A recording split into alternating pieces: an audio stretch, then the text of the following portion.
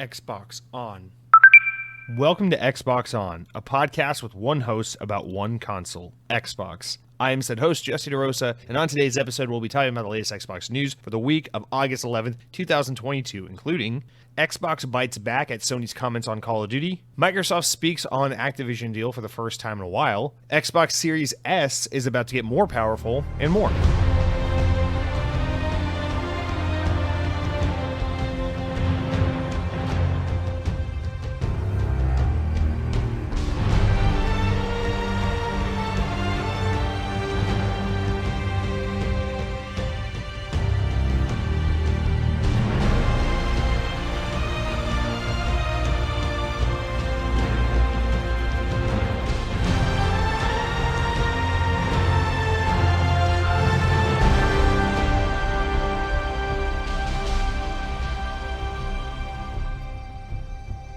And on this day in Xbox history, Boyfriend Dungeon, a download-only title which launched in Game Pass, was released for the Xbox Series consoles, Xbox One, and through cloud gaming just last year, 2021. I think that game literally just left Game Pass, so like today or sometime really close to today. Oh well. Guys, welcome to episode 167 of the Xbox On podcast. I had to double check. I think it's 167. That is correct. It is 167.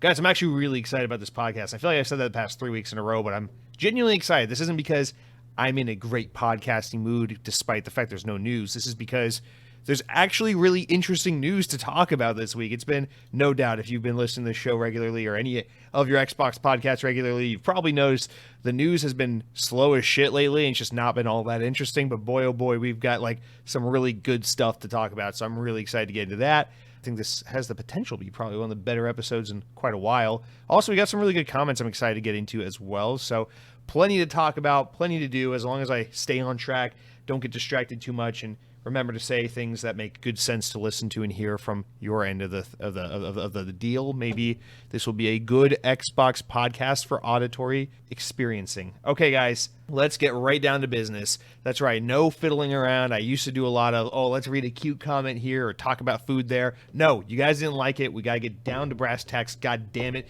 Video games aren't meant to be fun. They're serious business. So let's talk about our stories of mild amusement, updates from last week, corrections if applicable, and spoiler alert, they aren't, and whatnot. Starting with our Activision updates for the week, you guys. What's going on with the lawsuit? What's going on with the acquisition, the merger? Nothing. We got plenty of Activision Xbox stuff to talk about in the news, but nothing regarding Bobby Kotick and his hands that can't keep it in his own pants or whatever the hell the saying is. We're not talking about that. We're going to go straight into Grand Theft Auto 5 with a follow-up story from last week, guys. I guess maybe that was 2 weeks ago. But you remember recently we talked about the whole GTA 6 rumors and stuff that was coming out about that, the whole expose or I guess info dump, if you even want to call it. It really wasn't that much information. But the little bit of teasing we got on Grand Theft Auto 6 coming from Bloomberg, you know, the story about the Miami setting or the South Florida setting, taking place with two female characters. You'll play as a female character for the first time in the series, a lady of Latin descent, perhaps, as a protagonist, and also they're trying to make the game more culturally sensitive, which is just antithetical to the whole entire purpose of Grand Theft Auto, a game where, yes, they make fun of people regardless of their religion or skin color or gender, but you also mass murder people, so who gives a shit? But anyway, let's get a little update on that story. So VGC Reports, the only news source I trust because, well, if they have all the stories we got to talk about, it makes it easier for me to write the news. Just kidding, I work very hard, kinda.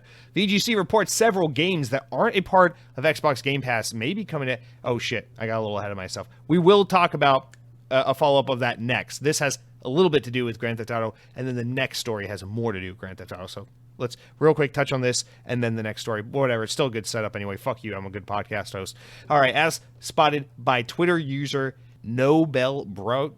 Fuck you guys. Make easy Twitter names. The Xbox story page for GTA 5, Elden Ring, Soul Hacker 2 have all received cloud gaming beta logos. However, when VGC attempts to play the games, they received an error message suggesting that the labels had been applied early or incorrectly. Microsoft confirmed earlier this year that they intend to roll out the ability for Xbox Game Pass Ultimate members to play from the cloud select games they already own or have purchased outside the Game Pass library to cloud stream. At this time, that functionality would appear to be added later. It has not been officially confirmed to release anytime too soon or specific, right? So yeah, people noticed, hey, there's like a prompt some people were getting that was like, oh, would you like to play a game like Elden Ring or GTA 5 streamed from the cloud rather than download and play it off your hard drive, assuming it's a game you already own in your library rather than a Game Pass title, which is up until this point the only way you've been able to stream games through the cloud were through Game Pass titles specifically.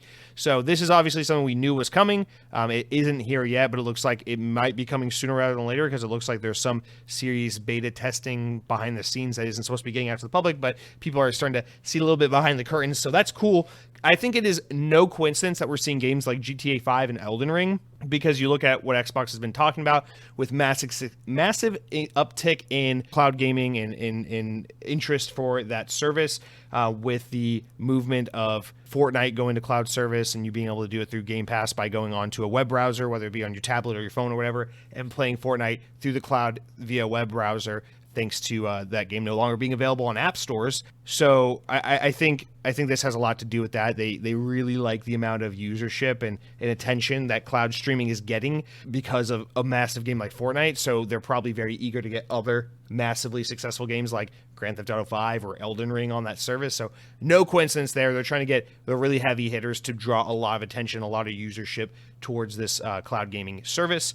So not much else to say there, but definitely interesting. We'll have to continue to keep an eye on that. I'm sure that will be very soon, probably in the coming weeks. Wouldn't be surprised if we hear about that at Gamescom, actually. All right, now getting into the more pertinent Grand Theft Auto news that we're setting us up for. Grand Theft Auto 6, let's follow up on our story from last week or 2 weeks ago. I'm drunk, I don't remember. Windows Central, I guess we do use another source sometimes. Windows Central says the next Grand Theft Auto title game will quote, set creative benchmarks for the series, our industry, and for all entertainment, end quote, according to Take-Two Interactive CEO Strauss Zelnick, who, which he stated in the bold claim reflects the publisher's ambition for the forthcoming entry, with development well underway, according to remarks from the first quarter earnings on this past Monday. Quote, sales of GTA 5 also remain strong, and to date the title has sold nearly 170 million units, said Zelnick. That is fucking beyond comprehensible. With development of the next entry in the Grand Theft Auto series well underway, the Rockstar Games team is determined to once again set creative benchmarks for the series, our industry, and for all entertainment, just as the label has done with every one of the frontline releases. Take-Two Interactive remains vague with comments surrounding GTA 6. More news on the title has the availability still some time out.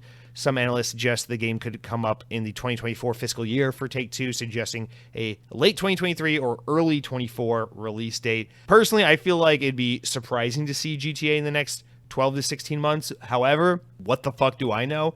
We're dealing with a very different Rockstar, a very different Take-Two, because traditionally, the way Rockstar like to handle their games would be like, hi, we're going to go very, very quiet for a long-ass time, and when we're ready to release the game, we'll let you know like 3 months in advance. Here are a couple screenshots. Boom, here's a trailer. Boom, it's out. You know, that's kind of like how we traditionally got games like Grand Theft Auto or even Red Dead. And now that's different. I think everything kind of changed when Red Dead Redemption 2, they tried to announce it and release it in a similar vein. They were like, here's a fall 2016 reveal for a spring 2017 release. And then the game got pushed back to the fall. And then the game got pushed back to fall 2018. And then it was, I wonder if something about that experience gave them a taste of like, you know what? This just isn't how you can market big games like this anymore. It's too finicky with the development costs or the road to development. And maybe it's just, you know, they got to concede that nowadays, if you want to market a game, you just got to understand the cat's out of the bag. Everyone knows you're working on something, and you're just going to have to be a little more open-lipped about it from stem to stern with the development process. That is my assumption, which is why we're getting a lot more, I don't know, as the story and as others say, we're pretty tight-lipped on GTA 6. I think there's enough rumbling, enough talking around it, that it's as if they are openly talking about it, you know, with all the speculation in the leaking and whatnot. But I guess that's just a perspective, I suppose. Anyway, I don't know, man. Grand Theft Auto 6, obviously as well off as Take-Two and everyone at Rockstar are for this game being, you know, GTA 5, that is, being what it has been, with just being one of the all-time greatest selling video games of all time, having incredible legs and sustainability past its initial launch with its GTA Online program and everything. Obviously, those guys have done quite well for themselves, but still, despite that, I do not envy the position they're in to have to deliver a follow-up to GTA 5. It has been so damn long. The expectations are so incredibly fucking high. Like, God, you think Cyberpunk 2077 was a tough act, having to follow Witcher 3? Like, that is nothing. That is nothing compared to what GTA has to do to top, well, not only GTA 5, but also Red Dead Redemption 2 by a different metric. Because even though, of course, Grand Theft Auto is a much bigger franchise than Red Dead, I think, is a way better franchise when you're looking at it from a more critical perspective, or more like our video games art kind of perspective, where I easily say Red Dead Redemption 2 is top 5, one of the greatest experiences as video games shown as an art form, period. Just hands down, without a doubt, no debate. Such an immaculate game. And now they had to follow all that shit up with so many years of hype and such a changing landscape in gaming, such a different expectation for what games are in 2022, and the way that Grand Theft Auto Online has entirely reformed what the franchise is. So it's not enough to just make the next Grand Theft Auto game. There's this whole expectation of, like, what do you do with GTA Online? Does it just continue onward? Do you scrap GTA Online and build GTA Online 2.0? Do you bake it into the main campaign to where the two kind of are intertwined in a way that's like, when you're playing one, you're playing the other? What do you do? And it's tricky. Like, whatever decision they make, no one knows if it's the right answer until we see what happens when the game hits the market and people respond. Because the world, like, going from Grand Theft Auto 4 to Grand Theft Auto 5, yeah, Grand Theft Auto was a huge franchise back in those days, but people just wanted the next Grand Theft Auto game. Now, I don't know what people want from Grand Theft Auto 6. Do you know what people are expecting from this game? Does Take-Two, do Rockstar know what their audience is anticipating with this? And, to top it off, they lost their core talent. They've lost the writers behind these games, which is, in my opinion, just everything that makes these games what they are, or I'd say at least for newcomers to the series, like, what is Grand Theft Auto on the surface level? It's a really fun game where you can shoot people and fly off buildings and basically do whatever the fuck you want. And it's also a game that's really, really funny, and it makes really nice tongue-in-cheek kind of humor about everyone and everything. And now we're facing a world where it's like, we have to readdress what this game even is from a gameplay perspective, and from how we approach this whole online aspect versus the single-player narrative aspect. Plus, you lost your core talent that made this franchise. And you're also talking about trying to be more culturally sensitive on top of all that. And it's just like, dude, can you imagine a Grand Theft Auto 6 where there is technically no way to play it solo offline? It just is a shared world online multiplayer experience. And on top of that, the game is just not nearly as well written or funny because you've lost your core guy. And on top of that, the game is trying to be culturally sensitive while also letting you mass murder people. Like, we won't make fun of women or transgender people or people of color or any of this shit because we don't want to be a target in the community, and we don't want to, stir the pot. But at the same time, your character can fucking walk into a hospital and mow down a fucking crowd of people and just be like, whatever. It's Grand Theft Auto. So it's like, there's a lot going on with this game. Like I said when we talked about it a week or two ago, I'm very excited about GTA 6, but not because, like, I can't wait to play it. I am relatively excited to play it. It's more so because I just cannot guess. I don't have a good gut feeling as to which direction this game's going to go and how people are going to respond to it. And I am insanely curious to see how this goes from here.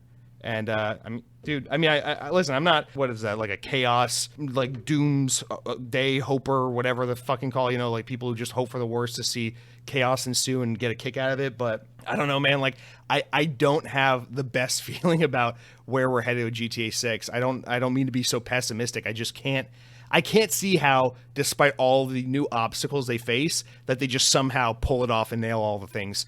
To me, I think the safest bet, and probably what I would want to be the case, is for them to just basically make a next-gen version of GTA 5. Now it's in Miami. Still got a separate single-player experience here and a separate online component there, and everything's just done up. It's bigger, it's better, the fidelity's higher and whatever. But I'm not the average GTA player. I'm the guy who played GTA 5 one time in 2013 when it came out on Xbox 360. I beat it. I said, what's this GTA Online component? I jumped in for maybe 45 minutes and said, no fucking thank you. And I haven't played the game since. And so I'm very much not that target market for Grand Theft Auto. So I can't speak to any real authority. I think Grand Theft Auto has become something so different over the past roughly decade at this point that, if you come to this franchise with an older perspective like the one I have, or my experiences with the franchise when I was more into it back in the like PS2 era, I think maybe you're at this point you're talking about an entirely different franchise. So I don't know. We'll have to see. All right, next up, guys. This is the story of mild amusement. We're not even into the good stuff, and look how much we got to talk about, dude. Fuck you, man. Any other podcast in your queue, why don't you go ahead, do yourself a favor, do your phone a favor, delete it. Free up some storage, baby, because cracks knuckles. This is the only podcast you need this week, and if you finish it, if you get through the podcast, I'm going to call it now. This episode's going to be 2 hours and 17 minutes long. That's my guess. If you finish all 2 hours and 17 minutes and you go, damn, now what do I listen to?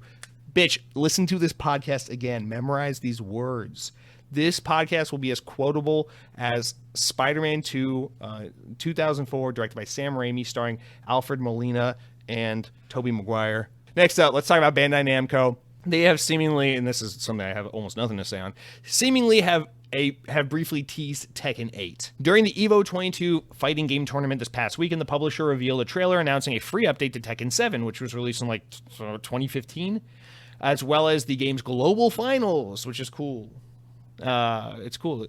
However, the trailer ended with a brief teaser showing some cutscenes in which Kazuya drops Heihachi off the edge of a cliff at the end of the first Tekken. The trailer, the Smash Brothers thing, the Tekken thing, the guy over the cliff and drops him. The trailer ended with Kazuya smiling at the screen, and the screen changing to a far more realistic render of Kazuya in the words "Get ready." Although the teaser didn't explicitly state it was Tekken 8, there hasn't been a new Tekken game for 7 years, so a new one is due. Tekken 7 was released in 2015 and has been receiving regular updates, DLC updates, since then. So yeah, I mean, dude, there's no doubt this is a tease for Tekken 8. When we get it, I don't know. Didn't they say like last week that Tekken 8 or big substantial Tekken news will not be at Gamescom, which is coming up really soon? Or am I misremembering that, or was that Street Fighter? I got to be really honest with you guys. As iconic, as important as these franchises are, I'm not a big fighting game person, and so to me, I know Tekken is different from Street Fighter. I know these have massive communities. I know these are massively important games, but to me, I'm just like fighting, blah, blah, blah, and I tune out. So I don't actually know. I'm complete layman on this, but judging by the trailer, which I briefly saw, they're clearly teasing the next entry. They're not going to have like a 2.0 patch to Tekken 7 and be like, all right, guys, we're just here's a complete overhaul of the game. I know, especially with a lot of these fighting games, things are very finicky with the communities, and you have to kind of keep every game isolated from one another. You can't just like rework the entire system and refresh and overhaul it, because then you have the potential to isolate or rather scare off your audience and ruin what you got. So it's more than likely they got Tekken 8 on the way. Plus you need something to combat the next Street Fighter 6. That's been hype all over the industry, as we've seen more and more teases and reveals for that game. So that is my guess, but wow, I will fall asleep if we have to talk any more about fighting games. So guys, that's it for our Stories of Mild Amusement updates, corrections, things of that nature. How about that GTA news, baby? So hope that was a good little warm-up for you guys. Now we're going to get into the news, but you know how this works. We're not that buttoned up. We're not that professional. We can't be that asynchronous. We can't be that synchronous. We can't just go, oh, we went from the small stories into the main chunky news. We got to talk about the games I've been playing this week, because I've been playing some video games in my free time. It's what I assume many of you do. And so let's talk about that. But before I can tell you about what I've been eating, I got to tell you about what's been fueling me as a gamer. And, well, what fuels me other than food? Fuck you, nothing else. What I've been eating, let's talk about it. Guys, last week I dropped a little hint at things to come. I said, you know how it is. We get in our little moods from time to time where it's like, for some reason, I'm weirdly obsessed with this hobby today. Tomorrow might be that thing. But lately, my thing has been, I've always been a food guy. I like food. I enjoy eating it. But I also have a genuine appreciation for the art of cooking, for culinary arts. I've always enjoyed watching TV and YouTube videos about culinary, learning about the history, cooking methods, seeing how things are made.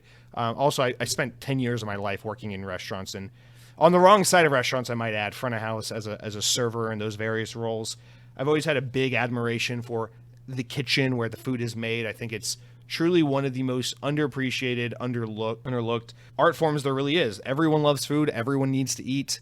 Obviously, the celebrity chefs get their praise. Gordon Ramsay, he does well for himself. He has some respect. But, you go to like your local mom and pop restaurant, whatever the case may be, those people in the kitchen, those are like, I know this is going to sound cornball as hell, but like I genuinely mean this. Like that's art, what they're doing, assuming it's a restaurant with a passion-driven focus with the food and a passion-driven menu. And, it's not, fucking Burger King, like, hey, we're flipping burgers because we all got to make $12 an hour to not be able to afford rent because that's how the world works now. Yeah, I'm not talking about that. I'm just, you know what I mean? So anyway, whatever. I'm in my weird food phase right now. Just everything is exciting me. And speaking of celebrity chefs, Wolfgang Puck, a personal friend and hero of mine. Yes, you heard that right.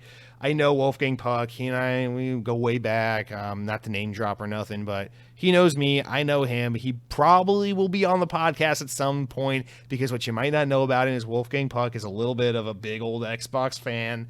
Yes, that's right. He's got some stuff to say about Halo Infinite, so get ready for his hot takes at some point in time. But that's not what I'm here to talk about today, guys. Wolfgang Puck has inspired me to cook food so that I don't die. And, the past couple days, I've been borderline week. I've been just kind of going through old Wolfgang Puck recipes from the past like 15, 20 years and just being like, let me try this. I found this new local vegetable produce market not too far from where I work. So I've been stopping by there, picking up some different produce items to get some fresher, more flavorful shit. Working on a little veggie soup here, a little baked chicken with some like mustard wine sauce and some sweet onions and just all, nothing like too crazy. I'm not over here making making omelets or some shit like that, but trying to be a little creative, exercise my limited but potentially existent culinary abilities. And guys, it's been fun. We always talk about the fast food. We talk about the Taco Bell. We love Taco Bell. We talk about this place versus that place. It's always chain restaurants and fun shit like that and junk food. Because let's be honest, who doesn't love junk food and fast food and talking that stuff? It goes hand in hand with gaming, no doubt. But I want to give a shout out to the finer foods in life, man. We got those guys out there daring to combine different flavors and use the freshest ingredients and try to push the boundaries and meld our minds with what's possible with culinary arts. And shout out to WP, my boy, who will no doubt at some point be on the podcast because, like I said, he's absolutely a huge Xbox fan. He absolutely is my friend, and he's real, and I promise you I'm not making this up. Wink, wink. You can't tell. It's not a video podcast. But, yeah, shout out to Wolfgang Puck. Your recipes have served me well the past few days. Guys, think about this. What's a grilled cheese sandwich? And if you said grilled, take some slices of bread, you put on a little stovetop, a little butter there, you put some couple slices of cheese, and you put it all together, and boom, it's a grilled cheese. No, fuck you. Wolfgang Puck taught me what a grilled cheese can be. You get some sourdough, some Italian bread, whatever you got. You put on a little grill, you got your butter there, of course. But boom, you're slapping that shit with provolone, some prosciutto, some salami. You're getting some stout mustard on there. Chop up some jalapenos, throw that shit in there. Dude, best grilled cheese sandwich I ever had. Takes just as long to make as a regular grilled cheese. Infinitely better. Also infinitely more expensive, so I will not be eating grilled cheese like that regularly. But dude, infinitely better than a regular grilled cheese. That's what I'm talking about. It's just, not making food all that complicated. Just taking shit that tastes good and making it all be like, hey, we're friends now. We're going to get married because why not put prosciutto, jalapeno, and provolone all together into some form of a grilled cheese sandwich? It's all good shit, man. So shout out to the real cooking, the real chefs, the real culinary arts, which we don't shine a light on all that much because, we're too busy talking about the latest Taco Bell menu offerings. That's cool. It's all good. But I don't want to completely ostracize the audience, make you guys feel complete outcasts and like, what is this world we live in? Jesse's supposed to be talking to me about the optimal sauce at McDonald's to use on my chicken nuggets. I need to know, is he a barbecue, a ranch, a sweet and sour guy? Where are we on this debate? But that's not what I'm here to talk to you about. Well, to make sure you still feel left in the conversation, like your voice is still heard, I do have one pressing question I want to present to you regarding the chain restaurant, regarding the junk food. You guys, we talked about Golden Corral at my job today. And here's the thing about Golden Corral. Golden Corral, I don't know what countries Golden Corral operates in outside the U.S., so apologies if you're like in Australia or Mexico or some shit and you're just like, what the fuck is Golden Corral? But guys, in all honesty, no one likes Golden Corral. Golden Corral is objectively a bad restaurant. And if you're a Golden Corral lover, hold off. Before you get mad and type in a mean comment, hold off. No one likes Golden Corral. Their food sucks. It's a bad restaurant. However, everyone goes there at some point. You might say, I haven't been in Golden Corral in 13 years. Fuck off. Everyone goes to Golden Corral. I don't understand what this is. I've been to Golden Corral maybe five or between 5 and 7 times in my life. I don't know why I can narrow it down to that specifically. It's a little concerning, but I'm pretty sure it's been around that many times in my life I've been to a Golden Corral. Definitely haven't been to one in the past 5 years. But for some reason, I know I hate Golden Corral. I know every time I go to Golden Corral, I don't want to be there. But every couple of years, I need to go back to Golden Corral to reaffirm to myself that I don't like it. Does that make sense? And for those of you who don't know what Golden Corral is, it is a god-awful buffet chain restaurant in the States that serves everything. It's like, you want steak, you want cheeseburgers, you want pizza, you want fucking Mexican food, you want a bunch of different random ass Asian food, you want fucking apple pie, you want a chocolate fondue fountain, you want freaking Rice Krispie treats in a soft serve sundae bar, you want breakfast food, you want dinner food, you want whatever you want, fucking mashed potatoes and baked chicken right next to chicken lo mein. Like, it's all whatever. It is designed to get fat, lazy Americans in the door for fucking 10, 11 bucks and get them all fat and give them heart attacks and heart disease and all that good shit, and then you get yourself out there. And I think, everyone usually agrees, whatever, Golden Corral, I like their dinner rolls. Everyone's got that one thing, Golden Corral sucks, but I like their dinner rolls. Golden Corral sucks, but I like their blueberry pie. I'm here to say, Golden Corral absolutely sucks. But for whatever reason, every couple years, I'm like, oh yeah, Golden Corral exists. I need to go to one of those and eat until I feel like dog shit to remind myself why I hate it, and then I will stay away for another 5 years. It's a restaurant that I know is not good. I've never had a genuinely good, top to bottom, fine experience in this establishment. But I have fond memories of it, and I have a good perception of it for some reason. Like, every time I drive by Golden Corral, I'm like, oh, that would be fun. We should go there sometime. Can you imagine, like, that kind of relationship? That is, like, by definition, an abusive relationship. It makes me feel like shit when I go there. I don't enjoy it. I want to be gone when I'm there. But then I immediately forget and I go, oh, that's a nice place. We should go there sometime. I don't know. It's like coming from an abusive family and then just like getting beat by like your dad or something growing up. And then, as an adult driving by your childhood house and being like, I miss dad. I want to see dad. I hope he doesn't. I should go home and see how dad's doing. It's like, no, man, stop. We hate to see you this way, but Golden Corral, you're my abusive father, and it's 5 years, man. I think it's time we maybe do the old ritual again. Anyway, guys, let's talk about what I've been playing. Here's the most disappointing part of the podcast. I still don't have too much to talk about here. I don't know what's happening in my weekends. You get 48 hours to live a life, and then it's back to the old grind Monday through Friday where you're fucking slave to the system. I don't understand what happens. I wake up on Saturday morning, I'm like, I'm going to do so much this weekend. I'm going to play 5 video games, spend substantial time with my girlfriend, cook a beautiful dinner, and make 2 YouTube videos and stream. And then it's like 4 o'clock on Saturday, and you're like, oh my God, I haven't showered yet. What the hell am I doing with my life? So anyway, that's me. I want to play A Plague Tale: Innocence. I'm sorry, guys. I told you I downloaded it. I blue-balled you. Still haven't played it. I played Black Ops Cold War. It's one of those things where it's like, if I realize I'm not going to have a good weekend to myself, like a lot of time to myself, I write off the ability to play a game that's like heavily narrative driven. I'm like, oh, okay, something like Plague Tale, I want to play it, but I need a wide open schedule to enjoy it. So I'm writing that off the list. It's on hold until next weekend. I do know I'll have maybe an hour here, 2 hours there to play games like this morning or that afternoon. So that's when you go back into your comfort food gaming. That's when it's like, okay, I'll play Forza, I'll play Halo, I'll play Call of Duty for a couple hours because I can turn on a podcast, unwind with an hour or 2 of this, and I don't have to get invested in something I'm going to have to remove myself from.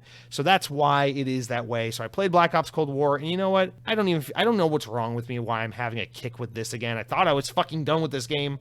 But I don't know. There's something about this game. I feel like it got such an unfair rap, and there's nothing more to say about it. But I still enjoy it. I still think it's a criminally underrated Call of Duty game. Is Call of Duty just Call of Duty at this point? Yes. But I genuinely believe Call of Duty Black Ops Cold War is the best COD easily since Black Ops 2 in 2012. And I stand by it. It's way better. Like Vanguard? No, not it. Modern Warfare 2019? Close, but not it. And then all the Call of Duties before that, Black Ops 4 and fucking World War II and all that bullshit. No, That's not it. For some fucking reason, Black Ops Cold War kind of rekindles that like love I had for the franchise when I was like 15 years old and shit was good. I don't know. But that's it. There is one game I've been playing this week that is a new game. It is a different game. It just released on Game Pass. You might be aware of it. It's kind of timely. Turbo Golf Racing by Huge Calf Studios based out of the UK. This is a game that just launched into Game Pass late last week. It is basically, the premise is Rocket League, but instead of soccer, mini golf. And when this game was announced, I was like, that's perfect. I like Rocket League. I'm just not hugely into it, but I love mini golf. Fuck yeah, let's do this. And I've been keeping an eye on this game. I've been looking forward to giving it a go. And I tried it on 2 different occasions this weekend. I downloaded it when it came out on Game Pass on Thursday or whatever. And I played it a little bit on Friday, a little bit on Sunday. And I gotta be honest, guys, I want to love this game. I wanted to love this game. I want it to be a new, like, ooh, that's addicting. Let me tell you guys about this. There is nothing inherently wrong with Turbo Golf Racing. I mean that with full sincerity. It's not a bad game. But it does nothing for me. I don't get why. I love mini golf in video games and in real life. I like racing in video games. I like competitive games, especially more like, lighthearted camaraderie type fun, low stress competitive games, like shit like, like Fall Guys, right? And this kind of falls in that category. It's like, it's not too competitive, but it's competitive. It's easy to shut your brain off and have a good time with. But I don't know, man. I think Rocket League is better. But like I said, Rocket League is a game I like a lot and I admire a lot. I love the music to Rocket League. I love the aesthetic. I think the concept's really fun and unique. But it's a game, it's like, I'll play it every now and then for like an hour, and I'll be like, yeah, I'm good. I've got enough of that for a year or two. Like, I don't really need to play this. And I got that feeling with Turbo Golf Racing almost instantly. It's like, I think it's like 6 players a game. And it's like you start at a starting line like in a racing game, and everyone has their own giant golf ball. And you have to race basically down the mini golf course from start to finish. And it's not just like a regular mini golf course. It feels almost like you ever play like SSX or any of those popular extreme sport snowboarding games. The maps feel kind of like that, where you start at the top and you work your way down the hill to the bottom. And there's like courses and tricks and ramps and all this stuff. And you're basically using, you pick up items like in Mario Kart and like boost here and a rocket there. And you like fight the competition and try to guide your mini golf ball all the way down the map to the hole. And it's a really fun concept. I don't see why this wouldn't work on paper, but when I played it, I'm like, this is exactly what it sounds like. It is completely adequate. The game is well polished and it's a good time and it plays fine, but I have no desire to stick with it.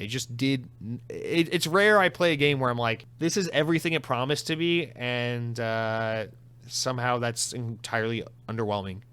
I don't know. Like, I don't mean to shit on this game because it is what they promised and they did it well, but it just ended up not being my thing. However, I think if you are a Rocket League person, this game might be your cup of tea. It's definitely something you should probably keep an eye out on or try. I mean, it's in Game Pass after all. So what do you got to lose other than 3 gigs of storage and a little bit of time? So it's a recommend for people who are Rocket League fans, for people who maybe like mini golf games. But for me, it didn't hit. I don't know. It just didn't hook me. So not much else to say. But whatever. It takes 2 seconds to download. Might as well give it 30 minutes of your life to see if it's for you. I do want to get into 2 Point Campus, which also just launched in the Game Pass, so maybe I'll get to that this weekend. Maybe not, if I got to go to work and go grocery shopping and fight Florida traffic just to fucking go from the gas station to my home. Maybe I won't have time to do anything. Or maybe I'll just wake up in my boxers at 4 in the afternoon and do nothing. I don't know. All right, guys, that's it for what I've been playing. That's it for what I've been eating. That's it for the story that starts the top of the show. Guys, let's get into the juicy, hot news, the thing that's making this podcast this week all good and well and stuff you want to listen to. I'm telling you, the juicy stuff comes first. We got like 3 or 4 stories back to back to back that are quite fun to get through. So enough anticipation, enough blue balling. Let's get into the action, baby. All right, news time, baby. Okay, so starting out with our first story, which is kind of like 3 stories. 2 of these are pretty related. All 3 of them are kind of related. The third one's kind of not related, but we're going to go with these first 3 stories, which kind of act as one overarching story. but we are going to stop in between and talk about them one by one as if it's basically 3 individual stories. So I guess I don't need to explain that to you. All right, let's start out with the top one, the one that I think is the juiciest slug of the bunch. Microsoft refuting Sony's claim that Activision's acquisition is anti-competitive. VGC, only news source on the internet as far as I'm concerned, says Microsoft has responded to Sony's claims that its ongoing attempt to acquire Activision Blizzard would be anti-competitive, especially with regards to Call of Duty. Last month, Sony told Brazil's regulatory body, CADE, which like many regions is currently studying the proposed deal for approval, that the deal could influence players to switch from PlayStation to Xbox. At the time, it argued, quote, Call of Duty is so popular that it influences users' choice of console. It's a community of loyal users entrenched enough that even if a competitor had the budget to develop a similar product, it would not be able to rival it, end quote. That is from last week when we first talked about this story. Now we're following up with the latest development. In a 27-page document relating to the acquisition, Microsoft has replied to the CADE's attempting to dismiss Sony's claim. In the report, transcribed by VGC because it is in Portuguese, Microsoft notes that the numerous third parties, including Ubisoft, Bandai Namco, have given responses to CADE, or maybe it's called CADE, I think it's CADE. Sony was the only company that claimed Call of Duty was in a genre of its own with no competition. Quote, only one third party, Sony, presented materially differently opinions than the applicants and the other third parties consulted by the SG, Microsoft claims. Sony is isolated in this understanding and curiously even contradicts itself in its response to the letter, as will be detailed below. Microsoft goes on to state that Sony doesn't want to see Call of Duty games on Game Pass on day one because it is resentful of having to compete with Microsoft subscription services. Quote, Sony's public statement on subscription games and its response to the SG's letter are clear. The response reads, Sony does not want attractive subscription services to threaten its dominance in the digital distribution market for console games. In other words, Sony rails against the introduction of new monetization models capable of challenging its business model. Microsoft also denies Sony's claim that Call of Duty is a category of games itself, despite the fact that it has a loyal following, stating that Call of Duty has a loyal following is a premise from which does not follow from the conclusion that the game is a gaming category per se, Microsoft claims.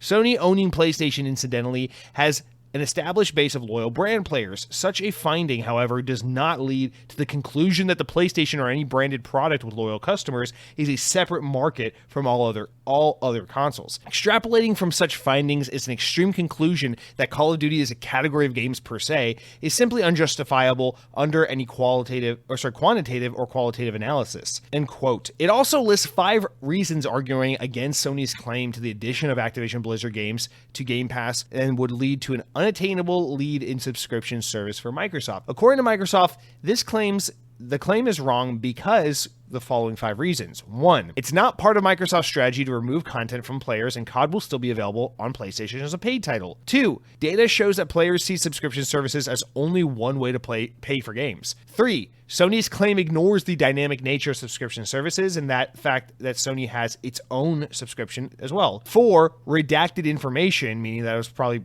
really proprietary information that they're not allowed to have even in their transcription of the interaction because of whatever kind of reasons that could get them in trouble. So it's literally just not there. And 5, there are numerous other games distribution channels and subscription services, many of which include content that isn't available on Xbox. Microsoft also claims that arranging exclusivity deals has not been at the heart of Sony's strategy. Microsoft also claims that arranging exclusivity deals has been at the heart of Sony's strategy to strengthen its position in the games industry, and that, as well as having its own first-party exclusives, has exclusivity deals with third-party publishers. Also, it has exclusive deals. God damn, I stopped learning how to read halfway through that. Okay, boom. This is honest to God some of the juiciest content. I hate that word, content. This is some of the juiciest news we've had, I think, at Xbox in a very long time, because Xbox is so obnoxiously buttoned up when they talk to, obviously, when they talk to the players and the press about, like, their kind of stance on, like, us versus them, us in the competition. Listen, don't get me wrong. I'm not saying I'm for console wars or I'm egging Microsoft on to be a little more like, fuck PlayStation, bro. But it's awesome how Phil Spencer in particular has been like a figurehead for the community, of like a voice to say like, guys, listen, it's awesome that we have a lot of passionate Xbox fans. I appreciate you guys, but do not conflate like your love of the brand of Xbox and my loyalty to this company and this brand I work for. Do not conflate that with meaning that other games from other competing companies or other competing brands are suddenly less products or less of a product or a inferior brand that we had to have an arbitrary fucking Neanderthal caveman fucking hatred towards because, green good, blue bad. I love that about Xbox. I love that about Microsoft. I love in particular that Phil Spencer especially has been so far at the forefront. The little fucking news stories that aren't real news that make the rounds on all the websites where they're like, well, Phil Spencer's most anticipated game this fall is the new God of War game. What the hell is that all about? Like, listen, like, it's cool. I appreciate it. Like, he is a man who's, if you ever listen to interviews and those podcasts he does all the time, Phil Spencer's clearly, and I use Phil Spencer because obviously he's the head of Xbox, so he's the figure that represents the most about what this brand is going to say and how people are going to interpret it. So to see him consistently be a guy who's like, yeah, I work for Microsoft, I represent Xbox, I'm the, quote, CEO of gaming, which is like, I don't know why, it always reminds me of that meme, CEO sex. But, like, despite that title, despite that role he has, which is a huge role at Xbox, I mean, CEO of sex, anyway, I love the fact that he's always like, listen, I come from a development background, I am for the developers, I'm for the players, I'm for games. I want games together, for people to have access to great games, and for us to rethink the way the industry operates, and blah, blah, blah, blah, blah. And he doesn't see the console war shit. I love all of that. But every now and then, and obviously this is me going from Phil Spencer to Xbox vaguely, because obviously all the shit was written from a bunch of lawyers and a legal team and not Phil Spencer. So obviously it's kind of a little bit of a straw man for me to be pulling on Phil Spencer to then compare with this legal speak. Every now and then it is good to see a little bit of like, hey, let's put someone in their fucking place, right? I love PlayStation personally. I think PlayStation's a great brand. I'm glad it exists. I hope it continues to keep Xbox on its toes, because the better PlayStation is, the more Xbox is going to have to work their fucking tails off to be a better brand for all of us who love Xbox. It's great. It's a high tide raises all boats scenario. Don't get me wrong. But listen, Sony says some dumb shit sometimes. Sony are a bunch of fucking fuckboys sometimes. And honestly, there is a little bit of a thing sometimes with Sony's fan base. And when I say Sony's fan base, I don't just mean like the nobodies on Twitter who are just like, fuck you, Xbox, we got Uncharted. I mean, like, I even mean like the games press people, where like in games media, there's so obviously a little bit of a favoritism and a slant towards PlayStation, which is, it's fine. It is what it is. But it's nice every now and again to just see, just in the most, maybe, I don't know. I don't know how I want to say it. It is nice every now and again just to see that kind of thing kept in check. So it's nice to see this information leak. Now, clearly, this is not information that would generally be presented to the public. These are documents from this Brazilian CADE board, which normally no one would ever dig into. No one would ever really bother translating this from Portuguese to English and sharing it with like news sites, various gaming outlets. This is normally the kind of stuff that would fly under the radar. No one would ever know. It's for a bunch of legal people and a bunch of different boards and regulation teams, and we'd all be none the wiser that this back and forth ever even transpired, right?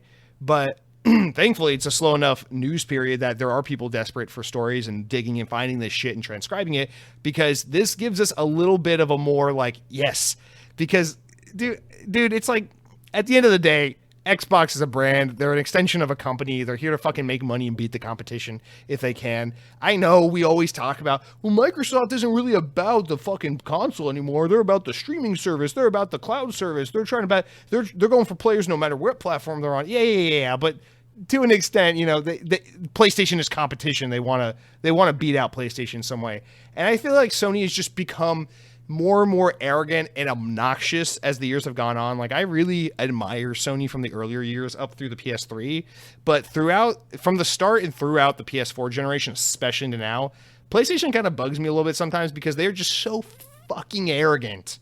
They're always just like, we only release the highest fucking quality games. Everything we do is a fucking motion picture movie of the year, blah, blah, blah, like Oscar bait bullshit. And it's like, dude, Last of Us Part 2 is a beautiful, beautiful, beautiful, beautifully crafted, mediocre game. Like, let's calm the fuck down. So it's kind of nice to just see the competition for once take a jab and just be like, fuck you, PlayStation. Because what's great here, and I'm just rambling on about a bunch of non sequiturs, but I guess what I'm really admiring here is it's nice to see them call PlayStation on their bullshit a little bit. PlayStation's all like, oh, Call of Duty is such a massive brand, it has the ability to influence what console people buy. And this is just like I said last week when we talked about this story. It's like, yeah, PlayStation, no fucking shit. That's why you pay out the ass to make sure you have the marketing deal with Activision for Call of Duty, and that Call of Duty shows up on your E3 stage every year, and that every fucking year, as we're about to talk about in the important enough news at the very end of the show, why I can't fucking play Modern Warfare 2's beta opening week, because you fucking pay out the ass to make sure all the fucking normies who have real lives and real girlfriends and don't spend all their time learning about the video game industry can be like, oh, I guess I should buy Modern Warfare 2 on PlayStation, because that's what the commercial says, and because the beta's on PlayStation, and because every time fucking whatever streaming guy with blue hair plays Call of Duty, he's holding a DualSense, not an Xbox controller. Yes, we know you're aware of the power of that brand. That's why you fucking pay out the ass for the marketing deal. So it's so fucking hypocritical for them to be like, well, Xbox shouldn't buy Call of Duty because it's just too powerful a brand. There's nothing that competes with it. And it's weird because I'm kind of both minds here. Like, I actually think, yes, of course, PlayStation has a lot of skin in the game. That's why they're going to have a little bit more of a spicy comment to this regulatory board than maybe fucking Bandai Namco, because Bandai Namco's like, fuck, we don't make we don't have a Call of Duty competitor. We just want to sell fucking anime titty games, So, like, whatever. But, yeah, so of course Sony's going to have a little bit more of a spicy comment, a little bit more skin in the game. But it's weird because I'm kind of both minds. It's like, I actually agree with Sony's claim. And I think Microsoft's response to their claim is corporate PR legal bullshit kind of spew when Microsoft is like, it is ridiculous to say that Call of Duty is a genre all unto itself. It's not its own genre per se. It's like, bro, let's be fucking honest. Call of Duty is a thing all unto its own. You go to the very the most core basic Call of Duty player, and it's not some guy who's like, oh yeah, and I play Battlefield, and I play Halo, and I play Doom, and I play CSGO, and no, that guy plays Call of Duty. And maybe some fucking sports game, maybe NBA. He plays Call of Duty. Call of Duty is a property that is absolutely so catastrophically massive. And I agree exactly with what Sony said, that even if a competitor put forth the money and the development talent and the years into making a game that is equal to or superior to Call of Duty would still, without a doubt, win, because Call of Duty is too big to fail at this point. I actually agree with that sentiment and think that is 100% true. There have been, in fact, we've seen this happen before, dude. 2016, Call of Duty Advanced Warfare or Infinite Warfare versus Titanfall 2 from EA. Which game was better, but which games got all the attention and sold better? And it's a little hypocritical because that's the one fucking year I didn't play. I never went back and played that Call of Duty. I literally have no experience with that game, so I can't speak to it. But like, fucking Titanfall 2? You gonna tell me Titanfall 2 is not a vastly superior game to Call of Duty?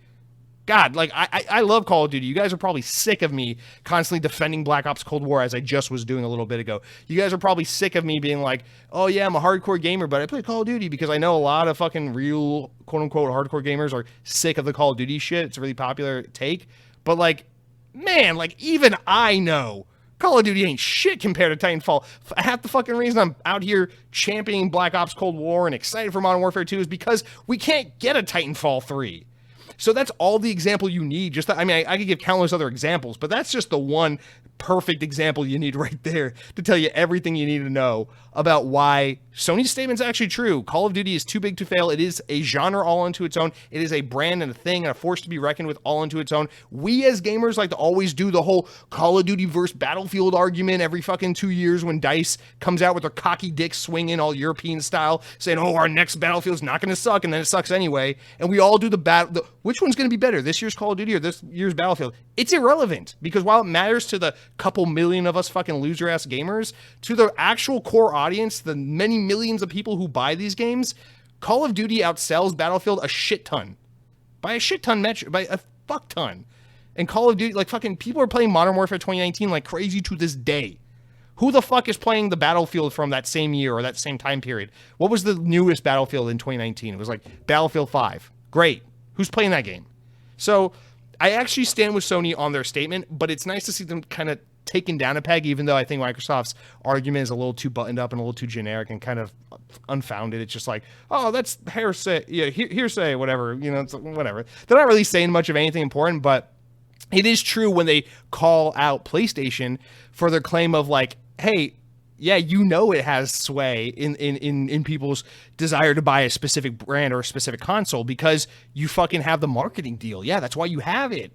That's why you try so fucking hard. And they even go a step further by saying the thing I probably really should have mentioned last week, but completely failed to mention, which is Sony is the most obsessive of the three major brands, Nintendo, Xbox, and PlayStation, when it comes to the second-party relationship. And for those uninitiated, second-party relationships, second-party games are when a first-party primary team like a Xbox or PlayStation or someone commissions a team they do not own to make a game exclusively for their console. So, example, the Final Fantasy VII, which was promised on Xbox but is never fucking coming to Xbox because of PlayStation, second-party game. Final Fantasy 16, which people are eagerly awaiting for next year. That game was announced exclusively for PlayStation, is not coming to Xbox because Sony commissioned Square Enix, a publisher and developer they don't own, but paid them money to make this game exclusive for their platform. So Sony are the king of that kind of shit. And Xbox absolutely has done it many times before, and we know they're working. Fucking Contraband is going to be a second-party exclusive for Xbox, so it's not like other players don't do it. For sure they do. But PlayStation are the king of that, and they rely heavily on that. In between their one and only game they make, which is just third-person, action, cinematic, tearjerker, the one and only game they make. In between that, they fill the slate with all the second-party games and the massive marketing partnership they have with Activision for Call of Duty. They also had the same deal with Activision for Destiny back in the day when Destiny was an Activision property. So I don't know why I sound so heated over this. I guess it's just fun to talk about, I guess, because even though I like PlayStation, I like Xbox. I like Call of Duty, I like Game Pass, I like The Last of Us, I like Uncharted, I like all this shit. Like, I don't actually like or dislike. I guess what I'm tired of is kind of the narrative and the lack of coverage, like the uneven coverage of these two things for so long, where it's like constantly, like Sony is just so fucking great and they can do no wrong. And then it's like Xbox is like, we're buying Call of Duty, which don't get me wrong, I've had plenty of criticism to levy at them for the Activision acquisition, but PlayStation's gonna come out and fucking call them out for being like, oh, you're buying a brand that's gonna make people, that's gonna clearly pull people away from other consoles because it's that powerful of a brand. It's like, yeah. And you would do the fucking same if you could afford it, Sony. If Sony had, like, fuck you money laying around and could buy Activision and buy Call of Duty, they would. But they can't. And that's why they hired all those guys from Treyarch, ex-developers from Treyarch, to start that new studio, I forget the name of it, that announced they're basically making a first-person shooter exclusively for PS5 because you want your own Call of Duty. You know it. So I don't know. I just find this story incredibly fun because it's fun to watch Sony get a little heated, and to watch Microsoft put a little pressure on them for once, instead of Microsoft just responding with like, we love playing games everywhere and we think Call of Duty will be great on PlayStation just like it will be great on Xbox. Speaking of which, here's another controller that lets fucking this controller will have the ability to fucking blow you while you play video games. No, we don't have an update on Fable. No, we don't have an update on Avowed. Just fucking buy the controller. We have more accessories than we have video games. Get over it. And then, that's the usual Microsoft spiel. Anyway, we're not done. There's still two parts to this story. Now, don't get me wrong, that's the one we're going to spend the most time on. It's the juiciest. But we got two more parts to this story. It goes further. So Microsoft takes it another step by jabbing at Sony and being like, yo, and you motherfuckers are out here to get Game Pass. You guys are out to get Game Pass. So continuing on, Microsoft claims that Sony pays developers for, quote, blocking rights in return for them to agree to not put their content into Xbox Game Pass. As part of a document sent to the Brazilian Administrative Council of Economic Defense, CADE, there we go, now we know what it stands for, to justify its proposed acquisition of Activision Blizzard, the Xbox firm claimed that Sony actively attempts to inhibit growth of Game Pass by trying to prevent content from appearing on it. Quote, considering that exclusivity strategies have been at the core of Sony's strategy to strengthen its presence in games industry, and that Sony is a leader in the distribution of digital games, Sony's concern with possible exclusivity of Activision's content is incoherent, to say the least, Microsoft claims in a document published by the CADE. Continuing on, it only reveals, once again, a fear about innovative business models that offer high-quality content at low cost to gamers, threatening a leadership that has been forged from a device-centric and exclusivity-focused strategy over the years. Then it claims, indeed, Microsoft's ability to continue expanding Game Pass has been obstructed by Sony's desire to inhibit such growth. Sony pays for blocking rights to prevent developers from adding content to Game Pass and other competing subscription services. These kinds of platform deals have been common in games industry, and reference was even made to PlayStation blocking third-party games appearing on Game Pass in documents were revealed as part of last year's giant Epic vs. Apple lawsuit, which we covered at the time. The remainder of its response and two further claims under the same section are redacted from the document, presumably for confidentiality purposes. Elsewhere in the document, as we close out, Microsoft claims that Sony does not want attractive subscription services to threaten its dominance in the digital distribution market for console games, arguing, quote, in other words, Sony rails against the introduction of new monetization models capable of challenging its business model, end quote. That is the even spicier part, where they literally go and call out Sony for this shit. That's the kind of stuff you'd never see. Fucking Xbox, and thankfully we don't, I guess, because the only way it could be done in today's world is they'd have some fucking lame ass 22-year-old social media strategist guy who'd be like, look, I'm gonna do this fiery tweet at PlayStation, bruh, stop paying other people to get exclusive games, you know Game Pass is where it's at. And then all the fucking Xbots would respond with that one gif of the dude who like disses this other dude, and everyone like puts their hands to their temples and like, oh, and then it'd be like, oh cool, we're gonna all respond with the same fucking gif. But thankfully, I guess it's not the world we live in entirely. Anyway, this shit is so incredibly spicy. I don't know how else to put it. It's fun as shit to read. This is this is that like hot gossip shit, you know? Microsoft is literally calling out PlayStation here by saying you guys are scared of Game Pass and you go above and beyond to try and prevent games from coming to the service, and you try to inhibit its growth, and you try to prevent, that's the phrase they use, inhibit growth.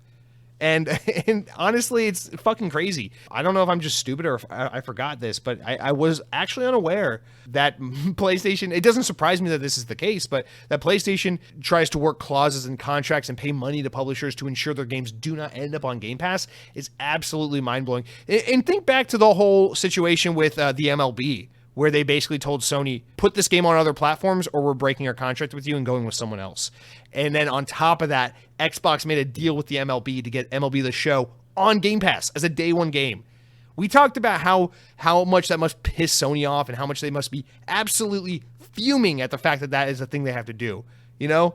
And not the developers. What team is that makes that? Sony San Diego. I'm not talking about the developers or the people who made the game. I'm sure they're just happy that more people get to play their game. I'm talking about the people at Sony, the executives, the guys in the suits, the guys in the chairs. You know what I mean?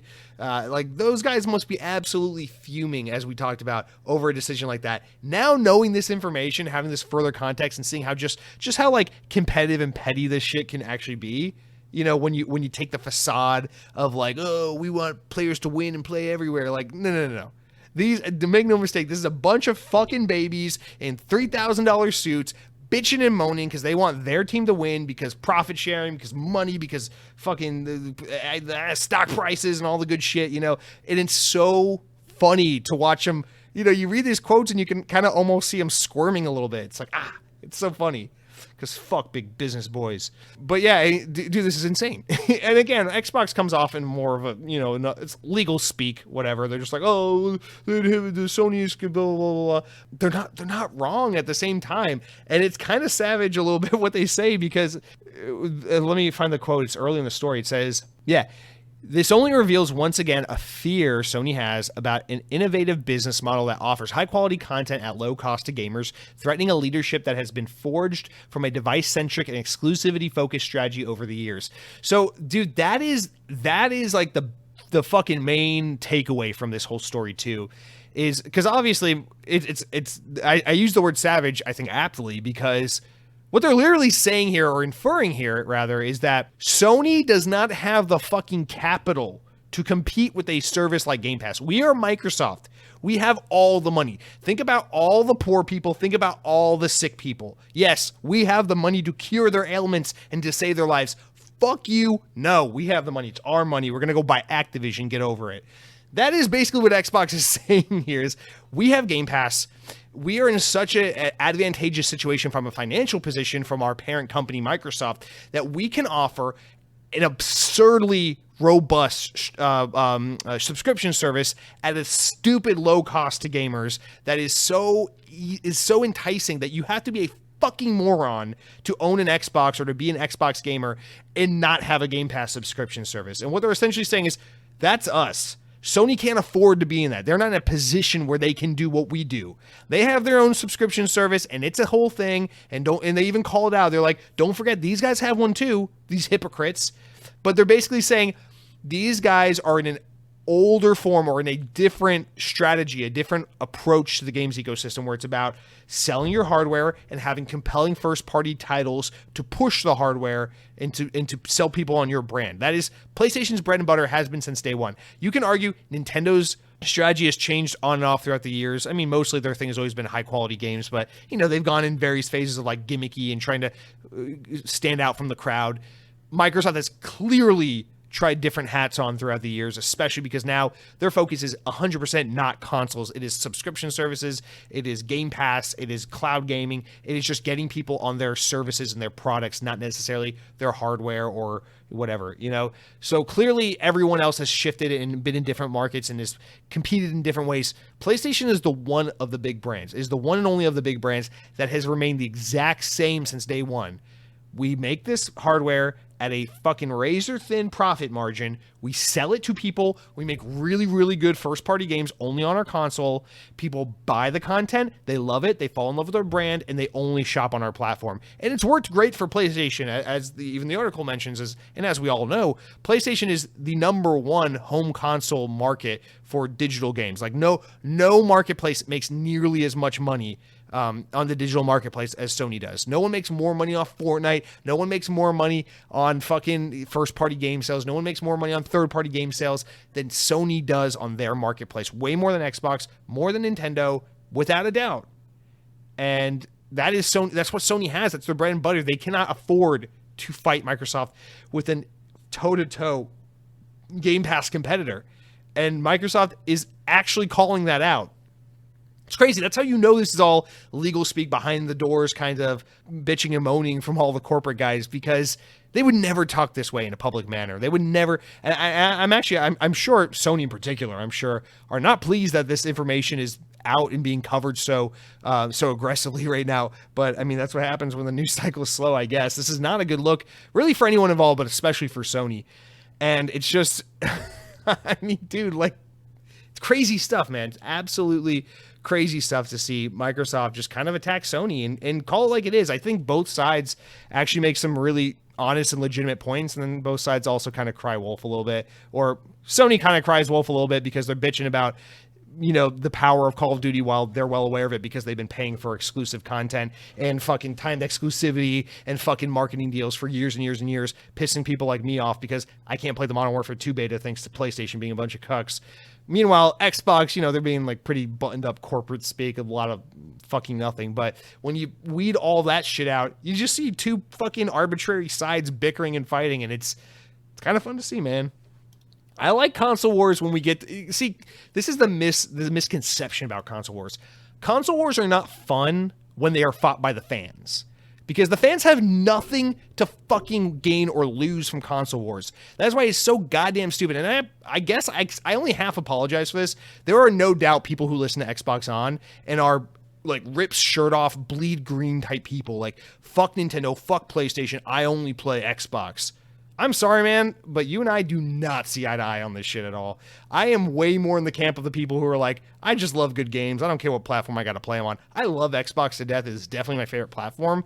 But at the end of the day, my personality and who I am as a person is not forged or destroyed by the identity of Microsoft's gaming division. I'm a little bit more of a human being than that. So I like to think, at least. So I think it's lame and cringy as hell when we see people who don't own stock, who don't own these companies, who do not work for these companies, who have nothing to technically gain or lose, fight these battles. It's like actual war. It's like, a bunch of innocent Americans go to war to kill innocent people across the world, while these fucking political leaders who are absolute stacks of shit get to throw us around in pawns, and we all get to defend our teams. It's kind of like the same shit. It's like, dude, why the fuck are you gonna go to battle for PlayStation or Xbox over your brand preference? That's fucking cringe as hell. But console wars are incredibly exciting when it's fought by the actual companies. That's why, like Nintendo versus Sega shit back in the day was so exciting, because there was palpable hatred and rivalry between Nintendo and Sega back in the day. And even in the early days of Xbox and PlayStation, there was a little bit of that kind of palpable energy, especially, dude, fucking jabs like PlayStation, like during the Xbox One era, the way they were relentlessly picking on Xbox and shit like that. And Xbox was obviously dropping the ball at the time, but there's always been a little bit of that. But those are the good, fun moments. That's where console wars is actually exciting, because, of course, Xbox has Microsoft has a vested interest in Xbox, and Sony has a vested interest in PlayStation. So to see those guys fight over their brands is kind of like, fucking get me some popcorn and let's watch this gladiator match. And it's fucking, and pull a Snapchat filter, maybe put a little beauty cam cat ears filter on Shuhei Yoshida or whoever. No, he's not the guy at PlayStation. It's fucking Jim Ryan and Phil Spencer, and watch them fight like fucking savages. It's kind of fun. So I don't know. I'm just being goofy at this point, but this shit's we don't get enough of this anymore, because Xbox always heels over and plays nice. And PlayStation is always just so fucking cocky with no one there to keep them in check. I love PlayStation. Great console, great platform, great games. But they are cocky as hell, and no one keeps them in check. It's kind of a similar thing I have with Nintendo. It's like, dude, we can admit these two things can be true. Mario Odyssey can be a really good game, and the Nintendo Switch can also be a kind of a shitty piece of hardware. Like, the Nintendo Switch can be an innovative concept that's really fun and convenient, while also being an absolute piece of shit hardware. But no one, everyone's afraid to criticize Nintendo for anything. So it's just kind of nice to see the richest guy, but the littlest guy in terms of mind share and brand affinity kind of get a little chance to be like, fuck you, PlayStation. I don't know. I'm having a good time. Please don't ruin my fun. All right. And there's a part 3 to this. It's less directly associated. It comes from the same documents and from the same original story, but it's a little more. It's a little more to do with Call of Duty specifically. And so let's get into this. I actually don't really know what I'm going to say to this, because I don't think I pre-read this part. So let's have some fun. Let's go into this blind together. Microsoft, this is the last part of the story. I promise you, if you're just waiting for the news about new games coming to Game Pass, we'll get there. Calm down, you fucking subtle, non-interventionist, non-confrontational gamer, we'll get there. Microsoft has reiterated its claim that it doesn't plan to make Call of Duty an Xbox exclusive should it successfully acquire Activision Blizzard. Spoiler, it almost definitely will get to acquire them. In addition to the Brazilian Administrative Council of Economic Defense discussing the proposed acquisition, Microsoft claims that any concerns that Call of Duty would no longer appear on PlayStation are unfounded because, quote, it simply would not be profitable for Microsoft. Quote, regardless of how unsurprising Sony's criticism of context, God, there they go with the fucking punching. Regardless of how unsurprising Sony's criticism of content exclusivity is, given that PlayStation's entire strategy has been centered on exclusivity over the years. Damn, boy, it's so fun to see. The reality is that the strategy of retaining Activision Blizzard's games by not distributing them in a rival console shop would simply not be profitable for Microsoft. The company claims and documents. Such a strategy would not be profitable only if Activision Blizzard's games were able to attract a sufficiently large number of gamers to the Xbox console ecosystem, and if Microsoft could earn enough revenue from game sales to offset the losses from not distributing such games on rival consoles, it adds. As if that weren't enough, exclusivity strategies still result in title-specific costs, it claims, giving further information that has been redacted from the document, likely due to confidentiality. Such costs added to the lost sales estimated above mean that Microsoft would not be able to offset the losses by earning higher revenues in the Xbox ecosystem as a result of implementing exclusivity. This is especially true considering that, one, the gamer-centric as opposed to device-centric strategy that Microsoft has pioneered with Game Pass. That's actually the perfect way to word it. And two, the fact that PlayStation has the most loyal users across its various generations, with all indications that brand loyalty accrued in previous rounds of console wars, quote unquote, suggests that PlayStation will continue to have strong market position. That's incredibly revealing that they use terminology like that. Continuing to push its case, Microsoft claims that not even if Call of Duty Xbox exclusive were to turn out to be profitable, its implementation would have no competitive impact, partly due to the intense competition in the game publishing market. The fact that exclusivity strategies are commonly adopted in the games industry, and the fact that rival consoles enjoy a higher degree of player loyalty. In summary, it concludes, quote, the hypothetical adoption of any content discontinuation strategy would not be profitable for Microsoft, and even if implemented, such strategies would have no competitive impact for the reasons described above. In the first response to Microsoft's proposed acquisition of Activision Blizzard, published in January, Sony said that it expects Call of Duty to remain multi-platform due to contractual agreements.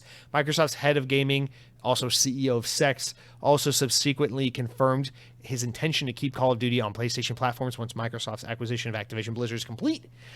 However, it was later claimed that Activision Blizzard is contractually committed to releasing only the next 3 Call of Duty games for PlayStation consoles, including this year's Modern Warfare 2, and we also assume and speculate that the next version of Warzone coming out later this year for free will also be one of those 3 games. So hypothetically, it could just be Modern Warfare 2, Warzone 2, which are both this year, and then presumably the next Black Ops game, which is penned for 2024. We don't know yet.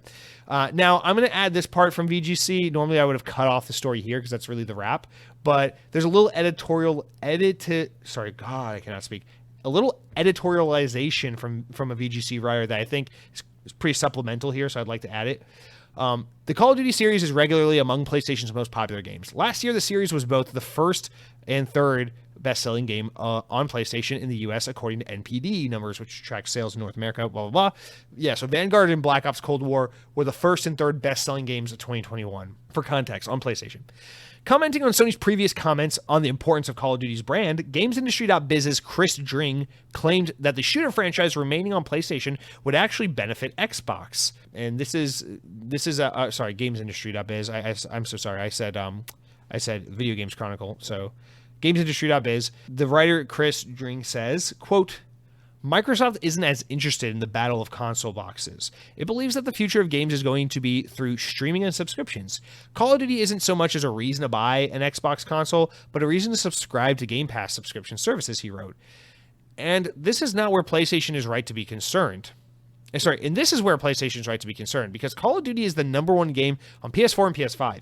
Should this deal go through, Microsoft will own the most popular game on PlayStation, and what an opportunity that is. The marketing writes itself. Fed up of spending $70 every year for Call of Duty, wanted extra in-game items and points, then subscribe to Game Pass instead. You can even stream it on mobile. Microsoft would be able to speak directly to PlayStation's own fanboys on its own console, putting Sony in an impossible position to either reject its console's most popular game or accept what could amount to a huge Game Pass ad disguised as a first-person shooter. I think that's beautifully put, because I don't know how else to really otherwise read that story, because I know, especially in the early days when we first found out Microsoft was trying to acquire Activision Blizzard, we all went back and forth, the comments agreeing, disagreeing on whether or not, console exclusivity, how are they going to handle this? Should they not? What's smart for them to do? And I have been staunchly from day one in the camp that there's no fucking chance they're taking Call of Duty away from PlayStation. It just doesn't make sense. And this story affirms all of that, and I think Microsoft literally outlines the reasons for you in this release, these document releases. They talk about how, to make it an exclusive game on Xbox would actually cost them more in development costs. It's greater losses, and yes, I guess if a game is exclusive on your platform, fewer SKUs to port it to and all that shit, it doesn't add up, because at the end of the day, what Microsoft is literally admitting here is it is a massive loss for us to spend as much money as it costs to develop a fucking Call of Duty game every year and get a new one out every year. They're 3-year development cycles. It is a massive sunken cost for us to make and fund those games and then exclusively put them on Game Pass, where no one's going to buy them for $70, which is what they go sell for, you know? Sure, you can buy Call of Duty on, once this deal is done, right? You can buy Call of Duty on your Xbox. Sure. But you're an idiot if you have an Xbox and you don't have Game Pass. And you're a double-time fucking idiot if you have an Xbox and you have Game Pass and you're going to buy Call of Duty for $70 instead of just play it through Game Pass. What the fuck, man? So there's no chance in hell they're going to make their money back from development. And Call of Duty is an insanely expensive game to develop. Thousands of people work on these games. 3 massive publishers or developers work on the 3 sub-franchises of the game. And many other smaller developers supplement that development cost as well. This is a massive fucking product to make. It's not like Starfield. You cannot compare this to Starfield. Starfield is a big game that is made by one big team, and it is a once-in-a-decade kind of game. Starfield is definitely going to be a financial loss for Xbox because it's not on PlayStation. Sure, it will probably sell a couple console units. I'm sure it will sell pretty decently on PC because there are definitely people on PC who don't subscribe to Game Pass and just prefer to buy their games on Steam. Right. But mark my fucking words, if Starfield is ever a profitable game, it is going to be through many, many years of selling it through Steam sales and shit like that. I do not foresee how a game like Starfield will ever be profitable. Starfield doesn't come close to what it would cost to keep this Call of Duty development machine in constant progress. It doesn't make sense financially for them. And also, and I think the premise a lot of fans have with like, well, if you're buying Call of Duty, you should make it exclusive. What's the point of buying something if you're not going to make it exclusive to your platform? Well, you're kind of missing the point. First of all, you stand everything to lose by taking it away from PlayStation players because you're just going to splinter and piss off a massive fucking swath of Call of Duty's player base. And the whole thing with Xbox right now is they're trying to grow player count. They even say it here. I don't know why we've never thought of this kind of phrasing. It's perfect.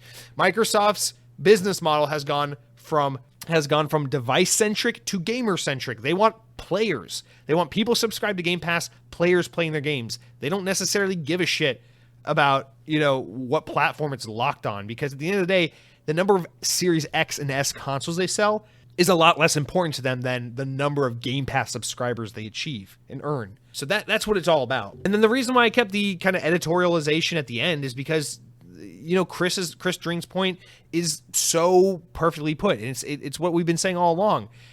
If you are on PlayStation, if you are a devout PlayStation player and Call of Duty is one of your favorite games, you're going to at some point feel like a pretty big fucking moron if it's like every year I spend $70 on Call of Duty. Every year Xbox players and PC players and people on their fucking phones, for God's sake, are able to play Call of Duty through a $10 a month subscription service. They just stream it to their phone or play it on their Xbox or their PC. Bada bing, bada boom.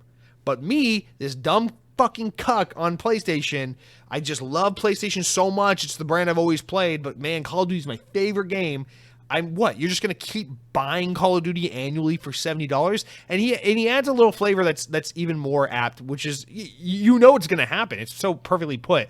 At some point, they're going to incentivize it even further. It's going to be like, oh yeah, Game Pass subscribers get this special operator unlocked, and Game Pass subscribers get this special weapon skin, and oh my god, Game Pass subscribers get access to this special multiplayer mode for a month before it comes to PlayStation. They can absolutely and probably will absolutely do things just like that at some point. You know, like, make sure you're subscribed to Game Pass so you can get the fucking Zendaya face skin for Warzone. Don't you want to go fucking shooting 100 of your best friends looking like Zendaya on Fortnite? I mean, Call of Duty. Like, they're gonna do that shit, no doubt. And so you have two options. You can keep Call of Duty from PlayStation and make it a massive sunken cost for no fucking reason, piss off the Call of Duty audience because you're taking a massive amount of their players away from the game. Or you can be like, sure, dumbass, go buy the game for $70 on PlayStation. Help fund this game. Help us make up the development costs. Why not? Be our guest. And also, while you're at it, enjoy paying more for less, because Game Pass subscribers are getting a way better experience. Fuck you. And that's what's going to happen. And people are going to be on PlayStation. And it's so smart because Xbox even really aptly, or not aptly, Xbox even really surprisingly announced, like, says in these documents how, like, PlayStation has an incredibly strong brand that's hard to break. They're basically admitting we've had a hard time getting people to jump from PlayStation to Xbox. Obviously, there was that, what historically it's now kind of looks like a fluke, doesn't it? Of the early Xbox 360 years, or most of the Xbox 360 years, where a lot of people were like, fuck you, PlayStation 3, we're playing Xbox 360. In hindsight, in retrospect, that looks like a fluke, because you look at the OG Xbox, you look at the Xbox One, you look at the Xbox Series X, it's hard to touch the brand loyalty PlayStation has achieved and you know, deservedly earned through a lot of fucking hard work and very wise use of their brand. I would argue it's hard to compete with that. And this is the whole thing we've been saying since the era of Game Pass, right? Is Microsoft fucking gets that. They said, you know what? We can't compete with this. It doesn't matter how powerful the next Xbox is. It doesn't matter how fun the next Gears of War game is, or how much better the next Forza is than the last Gran Turismo on PlayStation. It doesn't matter. The Asian market will never take the Xbox serious. The European market is obsessed with PlayStation because they're European and they eat beans and toast for breakfast. And the North American market and Australian market and, you know, the markets where Xbox is pretty strong is just not enough to compete with the global dominance of PlayStation. And it's a losing battle for them to try generation after generation. They always come up as second place. And that was the whole purpose of Game Pass. It's like, we need to find a way to compete in the games industry, because Xbox did successfully create a really serious and really compelling games brand. It's not bigger than PlayStation, no, but it's taken seriously and regarded as a legitimate gaming platform. You know, it's not fucking Ouya, or what was Google's thing they did for 2.5 months, Stadia. It's not that, you know. So to take that and pivot into something that's like, okay, let's go for quantity of players. Here's an option you cannot refuse. Like a fucking Italian mobster, they gave us an option we can't refuse, and now we're all subscribed to Game Pass like a bunch of suckers.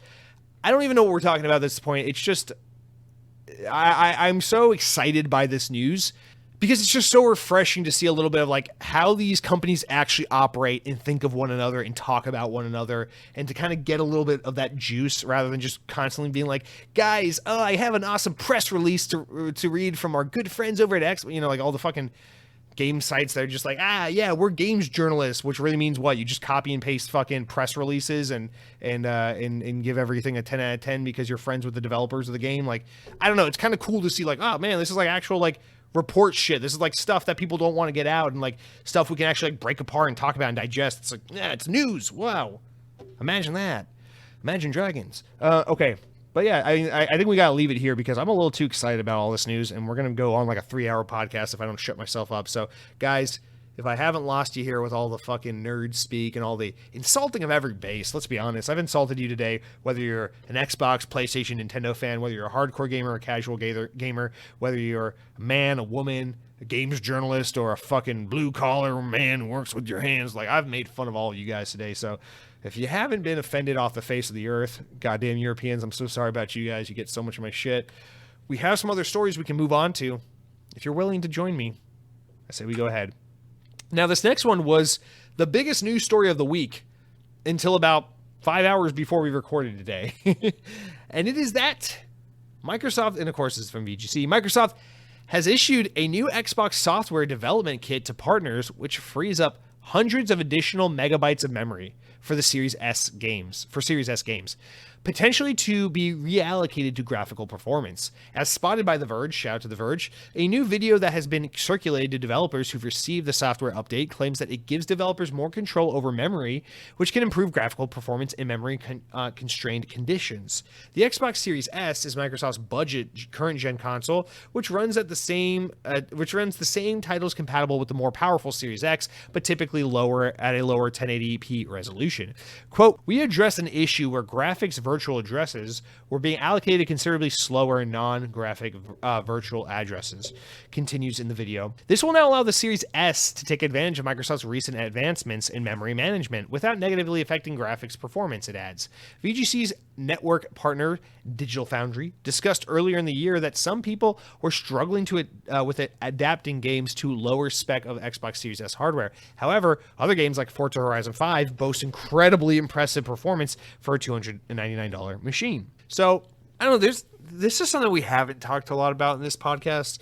I don't have a Series S. I haven't used one yet. But people, developers in particular, but people more familiar with the Series S have talked about how apparently this is an issue. Microsoft's smaller $300 machine, where, yeah, the Series X is the most powerful machine on the market, but it's kind of hard right now to build games across all platforms, all current gen platforms, PS5, Xbox Series S and X, when the Series S is it is a significantly less powerful console in some ways, I guess, that are affecting development enough to where it's notable. I think Xbox wants to fight this. It seems like one of those things where it's like developers who are incredibly familiar with the hardware and really know what they're doing are able to work with it, and developers who maybe are less seasoned with the Xbox platform are struggling a little more with it. That's what it sounds like, with anecdotes of Playground being able to take full advantage of Forza Horizon 5. But whatever the case may be, it's clear that Microsoft is probably like, we need to find ways to retool these dev kits to allow developers to get the most out of their Series S's. Because obviously the Series S is the best selling Xbox platform on the market right now, because people are always going to go for the cheapest thing. The cheapest SKU is always going to be the most attractive to, the large number of people, because not everyone's looking to break the bank and spend $500 on a box that mostly just plays games that look like pixel art, So I don't know, man. It's obviously this is good news. This is exciting stuff, but I feel like the fact that we're so early into the Xbox Series generation, and this is already like such a talking point, has you a little bit concerned, right? Because like usually by the time you reach the mid to late point in a console generation, people are basically like screaming about how behind the hardware is, and how much it's like time for some more power. And I'm not worried about it in 2022 or 2023, but I do worry about, I don't know, 2025, 26. Are we gonna reach a point where developers are like, guys, I'm sorry, here's our new game. It runs on Xbox Series X. It does not run on the Series S. And like, what a fucking conundrum that presents for Microsoft to have to try and navigate that marketing hurdle. And I know right now the plan is, it's like, if you're making a game for Xbox, it has to run on both SKUs of hardware. And so what does that result in? Does that mean we're just going to find a bunch of games later in the generation where it's like, yeah, it's just not coming to Xbox because they can't figure it out on the Series S, or they don't want to deal with it? And those are the things I think Microsoft might be aware of or worried about. I guess this is, where my lack of technical know-how and understanding really presents itself to you guys, because, my understanding is the Xbox Series S is incredibly powerful for what it is, and that for the most part, it goes toe to toe with like what a Series X can do. You just got to bump down the specs a little bit. But to see that there are developers and instances where people are just talking about how it's just not up to snuff in some instances, it makes you wonder. I guess the thing I feel like we can most closely associate it with is the PlayStation 3, where the PlayStation 3 was a very powerful, very capable piece of kit. But the problem was that stupid proprietary cell-based architecture that they did with the PlayStation 3 that made the platform incredibly obtuse and difficult for developers to work with. And so even though, yeah, PlayStation 3 was powerful enough that you could play any game that would be on the 360, in fact, PS3 I think was technically more powerful than an Xbox 360, it ended up just being this thing where it's like, yeah, but the Xbox 360 is easy to develop for, It's just regular old computer hardware. We can work with this shit. And that's, I guess, I mean, obviously, Series S is regular x86 architecture. It's not like anything absurd, but it's a little bit kind of reminds me of a similar situation where it's like, are we going to reach a point where Series X just presents such an issue for some developers that they go, it's just easier for us to just write off Xbox altogether and to just focus on PlayStation and PC, of course. And I don't know, maybe we will see that happen. I don't know. I guess as long as we live in a world where people still keep trying to fucking put actual next gen HD high fidelity games on the goddamn Nintendo Switch, as long as we live in a world where that is still a bar that developers are trying to meet, I think we're in pretty safe waters. But I don't know, man. It's I wonder if this is going to become a huge issue for Xbox in the years to come, and we'll have to obviously keep a closer eye on it. But it's really good to see that Xbox is trying to get ahead of this while they can and be like, okay, we've reworked some things, and this new software dev kit will free up a bunch of megabytes of memory so you can reallocate graphical performance and hopefully make things run a little smoother, make things easier for developers, and make you not have to become necessarily a buff in Xbox development in order to figure out how to get your game to run adequately on a Series S. So hopefully this is a much needed fix that patches things up quite a bit, but we'll see how long this kind of stuff really helps and how much mileage developers can get out of this kind of thing. All right, next up, let's talk about Game Pass Ultimate's potential family plan. It's being tested. We've been rumored about it. We've been talking about it forever. People want it. People got to have it. Some people got kids who also play video games. It's a good option to have. VGC reports a new preview is being tested for starting this week that will let some Xbox Game Pass Ultimate subscribers share their memberships with multiple users. The Xbox Game Pass Insider Preview will allow users in Ireland and Colombia. I don't know, do Ireland and Colombia, do Irish and Colombian people just have a disproportionate number of like family members that they need to use this more than anyone else? Dude, I'm fucking American. I only think of myself first. How dare you consider someone else other than me? Anyway, the preview will allow users in Ireland and Colombia to add up to 4 people to their subscription, all with their own unique access to Game Pass Ultimate games, content, and benefits, according to Microsoft. While players being added to the subscription don't have to be part of the Insider program, they do need to live in the same country as the Insider, adding them, essentially limiting the trial to Ireland and Colombia for now. I think that has a little bit to do with why it's not available in the US. It appears that this new scheme may be more expensive than Game Pass Ultimate, which it should roll out to the entire Xbox community in the future.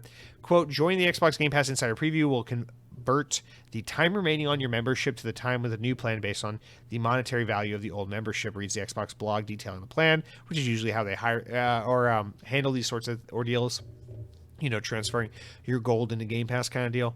For example, a full month of Ultimate will convert to 18 days of a membership plan. Oh, never mind. This way you won't lose any remaining value on your existing subscription upon conversion. Conversion is final, and users must wait for the new membership to expire before returning to previous memberships. So actually, it's not a complete one-to-one. You do lose a little bit. Were this calculation to be replicated, if the plan rolls out to all users, that would amount to $25 per month for a family plan as opposed to $15 per month for Game Pass Ultimate. Xbox also states that members of Xbox All Access won't be able to take part in the preview. Xbox All Access is a payment subscription, which allows people to pay for their Xbox and Game Pass subscriptions as part of monthly fees. We all know about, blah, blah, blah. So I assume, obviously, this feature is coming pretty much everywhere eventually.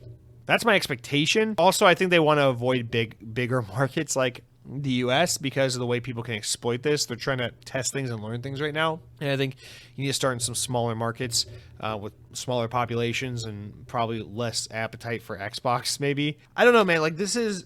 I don't know what to say about the family plan because we knew it was coming. A lot of people have been waiting for it and needing it. I think it's a necessity, without a doubt. We need it. It needs to come everywhere. And obviously, like, people debate about, like, well, what would it do to the cost? No doubt the cost needs to go up. Guys, I mean, like, as consumers, I understand. Like, the less we can pay for more, like, the better deal we get. It's great to have, a lot of value as consumers. But at a certain point, it's like, I kind of want Game Pass to cost more in some regards because it's like, I want to know that they're getting adequate money for the service to keep it up and to inject, more into better games for the service. But yeah, expecting $15 a month to get you, get you and 4 people in your family all on Game Pass is just preposterous. So 25 was kind of what I would have guessed if you had to put me on the spot, but it looks like that's kind of what the math is working out to anyway. I think it might even go up a little more. It's kind of a tricky thing because it's like up to 4 people. You think the average household is usually about like 4 people or something like that. I feel like the family plan maybe on average is something that people need for about a total of 3 people. So it's kind of that tricky thing of like you want to price it so it's attractive to the smaller families, but you need to make it kind of a little more like not suck so much for you, considering that it's like 4 potential individual memberships you're missing out on by just having one family plan. So they got to find that sweet spot. Honestly, I think $30 a month would honestly probably be something they could easily get away with. That would make sense, but maybe $25 a month is where we're going to end on this. I'm just curious to see how long it takes for this to come to North America, especially as we continue to see this push for like games that are cloud-based gaming with like Fortnite and soon GTA 5 and Elden Ring, because these are the kinds of things where it's like, maybe dad has a subscription service because he likes to play games on the couch on his Xbox, but then his kid loves to play Fortnite on his iPad or some shit like that. And it's like this family plan is probably pretty attractive for those kinds of scenarios. I feel like while your cloud engagement is growing rapidly, you might want to get a feature like this out pretty close to it so you can kind of capitalize on that market and be like, stick around. We got something for you and your family. It's going to work out. So I feel like this feature, aside from the testing, obviously, for that reason that I mentioned, has got to be coming sooner rather than later, right? They want to study it and see how people are exploiting it and see how they can optimize this to make sure to the best of their ability that's mostly being used in honest and fair ways. Because how this works. It's the same thing as like when Netflix had, like the ability to let 2 or 3 other accounts use your Netflix subscription at the same given time. It's the thing. It's like people are going to exploit this. Like, how Xbox is a fucking platform comprised of gamer boys who have all their friends and they do raids on Destiny and they play video games together and they play Warzone together and shit. You think for one goddamn second that's not, Game Pass isn't going to quickly become this thing where people are trying to figure out, okay, me and my boys all get in on a family plan. It's me and my 3 best friends. We all pay $5 a month and we all get Game Pass Ultimate. It's like, of course, Microsoft is trying to tweak and test and roll this out in smaller markets so they can figure out the best ways to mitigate as much of that as possible. Because make no mistake, once this shit gets to North America, all cards are off the table. It is just fucking how can we exploit the system? So I think that's the whole plan in testing it in other markets. Mr. Maug actually writes in on the subject matter and says, the first impression of Nobody Saves the World. I seem to be liking it so far. The background music, I'm getting a little bit of Legend of Zelda vibes. Yes, definitely a lot of Zelda DNA in it. Also, there may be a chance that Game Pass gets a family plan. Any thoughts? Mr. Maug, I was supposed to read your comment before I started analyzing the story, but I suck at my job, and so here we are. I gave you my thoughts, and then I read your question asking for my thoughts. Yeah, but I expect this to have happened officially. I feel like by the end of the year, for sure, this should be a thing. What do I know? But that's my guess. All right, let's move on. We have 2 more stories, but nothing super duper big, or nothing to the extent of what we talked about at the top. Although this next story is technically big, I just don't have too much excellent things to say about it. VGC reports a software company called AppLovin has proposed an offer to purchase Unity, the popular video game engine, for $17.54 billion in an all-stock deal. Unity is currently evaluating an offer which would see the engine creator own 49% of the voting power in the new combined company. Currently, Unity is in the midst of plans to merge with another mobile tech company, IronSource. However, IronSource deal wouldn't progress if Unity's board opts to the new AppLovin proposal. The proposed deal would see John Risettiello, I don't know, the CEO of Unity become the CEO of joint venture. Quote, over the last decade, we have built and operated a leading and innovative company in mobile app marketing and monetization solutions, says CEO Adam Foroughi in a statement regarding the proposal. Unity is one of the world's leading platforms in helping creators turn their inspirations into real 3D content, with a scale that comes from unifying our leaders' solutions and innovation that would be achieved with the combination of our teams. We expect the game developers would be the biggest beneficiaries as they continue to lead mobile game sector to the next chapter of growth. Unity is one of the world's most popular game engines, used in leading mobile games like Pokemon Go and Call of Duty Mobile. So these are very different companies we're dealing with here. You got IronSource, which is like an Israeli installation software company. I'm not really familiar with these. I've only read up on them just to talk about the story. And AppLovin, which is a California-based mobile software company which helps with like something to do with ads, with like mobile ads to monetize and publish apps through mobile advertisement. It's a whole thing. And this is just a notable deal. I guess this kind of should have gone in the small news because I'm just really not educated enough on the matter to really speak to it with any kind of authority. But Unity is a massive deal. Unity isn't Unity like the second or third biggest engine for game development? For those who don't know, I mean, Unreal Engine is basically the biggest one, but Unity is one of the absolute biggest game engines. It's one generally that most people who are just trying to learn independently how to make games and how game development kind of goes, that most people generally download and work in to go with. And as the story even notes, I mean, examples of games that have been built in Unity, especially if we're talking mobile. I mean, Call of Duty Mobile and Pokemon Go, like two of the most lucrative, biggest games in the world. But I mean, everything. Like, there are so many games on PlayStation and Xbox and Nintendo platforms, all been developed in Unity. It is a massively large, largely popular engine with a lot of prominence. And God, dude, it's just the massive amount, $17 billion, dude, to buy this engine. And the thing with Unity is it's generally seen as more of like the engine you use if you're making like 2D games, stuff like Cuphead or like Hollow Knight. Whereas, you know, Unreal Engine is like the engine people use to make more like 3D games, although you can do it all in Unity. This is just another one of those things where I think it's like a different form of consolidation of the market we're seeing, where it's like people are looking towards the games industry as a massively growing, stable market and a place they want to be. And not all the money is just in the developers and the teams that make the games. Sometimes it's in the tools and the software that the developers use to make the games they make, you know? And I think this is just another one of those battles. It is kind of curious to see that they were in the middle of a merger with Iron Source, and then AppLovin just came in and was like, "Nah, fuck you, go with us instead." And so now there's going to be this kind of like tug of war back and forth on who's going to get the deal, who's going to end up buying them. But this is an all stock buy deal, so I don't know the conditions of the Iron Source deal. But I mean, an all stock deal is a difficult to, you know, you can't really difficult to review kind of deal. It's not much you can do about it. So we're gonna have to keep our eyes on this. I will say, just from an arbitrary personal point, I'm just like, I don't love mobile ad companies, so maybe not AppLovin. But it's a little arbitrary to look at it that way.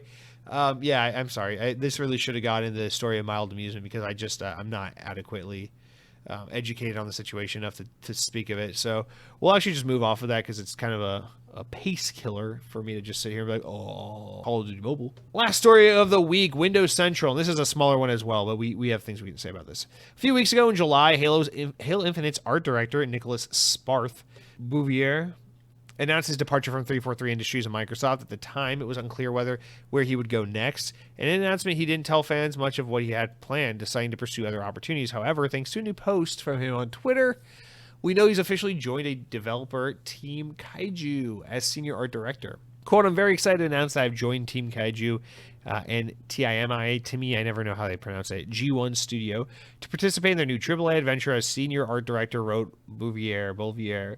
"Delighted to jump into a new team of great creative talents to create entirely new IP for players around the world. Formed in 2021, Team Kaiju is a new studio working on an unannounced AAA live service first-person shooter. The company is led by Scott Warner, Halo 4's lead designer, so a lot of Halo talent, and Rosita Zagracheva,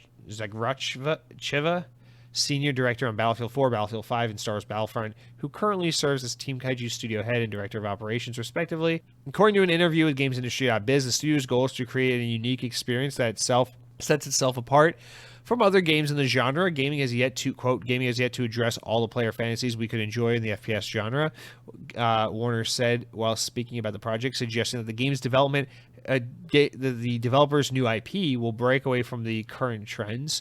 Quote, "In my personal opinion, video games are as preeminent creative medium of the 21st century. We're in the silent film era, as far as I'm concerned, in terms of what different interactions, fantasies, and everything we can realize. Of course, a huge part of the creating a game is designing its aesthetic, and since Bouvier worked closely with Microsoft on games like Halo Infinite for over 10 years, he has plenty of experience doing just that." Shout out to Windows Central. Let's love Windows Central. No shade to Windows Central, but let's point out the thing that the story doesn't mention. So Team Kaiju, the new team with a lot of ex-Battlefield and Halo talent, it looks like, is a team being led by, I don't know if it's TIMI. It's capital T, lowercase I, capital M, lowercase I. Timmy, G1 Studio. They are actually one of the publishers or developers or whatever, publishers of Call of Duty Mobile, along with Activision. Let's talk about this. They are a development subsidiary group of Tencent. Ha ha ha ha ha. I kind of wish Windows Central mentioned that, because I think you kind of have a little bit of a obligation as a I don't know. I feel like if you're reporting on this stuff, you kind of have a little bit of an obligation to be like, yes, a company that is largely controlled by members of the Communist Chinese Party are hiring up ex-Halo developers to make a new first-person shooter. It's like, it's kind of worth acknowledging. Listen, man, we talk about this all the time. I'm going to pull a comment from the comment section to help us with this story, because I have things to say, but here's the thing, man. Guys, I'm sorry if you're tired of this, if you hate this conversation, but it's important. It's very important, I think, to all of us. It's important just to think about a medium we love like gaming in a more humanitarian way, in a more equal and fair to all way. And I am gladly going to keep beating this drum no matter what a fucking buffoon I look like or how much it might upset some people, because it fucking matters, and that just is what it is. So Mojo writes in and says, Tencent owns Bungie now? Now I have another company I need to boycott. Another conglomerate, humanity-oppressing company moving in our beloved hobby. As an American, I feel more and more obligated to not give any hard-earned coin to companies such as these scumbags. And almost every other week, there's a buy or acquisition that's involved in this shit ruining gaming. How do you feel about this? Am I the only one? P.S. Nachos over burritos. Fight me. All right, Mojo. First of all, just to clear up, not to like call you out, make you look bad. I don't know where the miscommunication goes or went on this, but no, Bungie was bought out by Sony. Sony, a Japanese company, very much led by their American division as well in a lot of ways when it comes to gaming. Very much not a Tencent affiliated company. Bought Bungie and owns Bungie now. So if anything, actually Bungie is less affiliated with that stuff, because not Tencent, but the other big one, I forget what they're fucking called right now. But the other big Chinese conglomerate that keeps investing in games bought into Bungie a couple years ago when they went independent, and because Sony bought out Bungie through stock options or through stocks, they actually bought back those shares from that company, and now Bungie is less affiliated with China or with the Chinese government than it has ever been before. So no, Bungie is safe, just to clarify. But I want to read your comment because it touches on kind of everything we're dealing with here with Kaiju Studios, which I do want to clarify. Team Kaiju is a cool name for a developer. And it makes me sad to see like people worked on Halo, especially Halo 4, a game I fucking adore. Prominent people who worked on Halo 4 involved in this, but I need to say this without having any concept of who these people are, without any kind of personal interaction or relationship with these people. I don't mean to just be a dick. But if you are a developer, a prominent developer with years of experience in this industry, and you're going to leave a publisher, I don't give a shit if they're a European developer or publisher, or American or Japanese or Canadian, I don't give a shit. If you're going to leave a prominent developer / publisher like Xbox Game Studio, Bungie, 343, fucking any CD Projekt Red, like Eidos Montreal, I don't give a shit. Pick any of these developers. If you're gonna leave someone like that, someone over in Japan, I don't give a shit. Fucking Konami, who cares? If you're gonna leave one of these developers to go start a new studio with Timmy or Tencent or G1 Studios or any of these fucking bullshit names they go under, I kind of question your humanity a little bit. And it just drives me nuts. Mojo, to answer your question, I'm sure you know if you've ever listened to this podcast. Yes, I take massive issue with this. I want to be very clear. I don't take issue with you or if you are a Chinese person or if you are a Chinese game developer. Specifically, it's companies like Tencent, where we know for a fact a large portion of the people who own and operate and work for this company are card-carrying members of the Chinese Communist Party, which is concerning.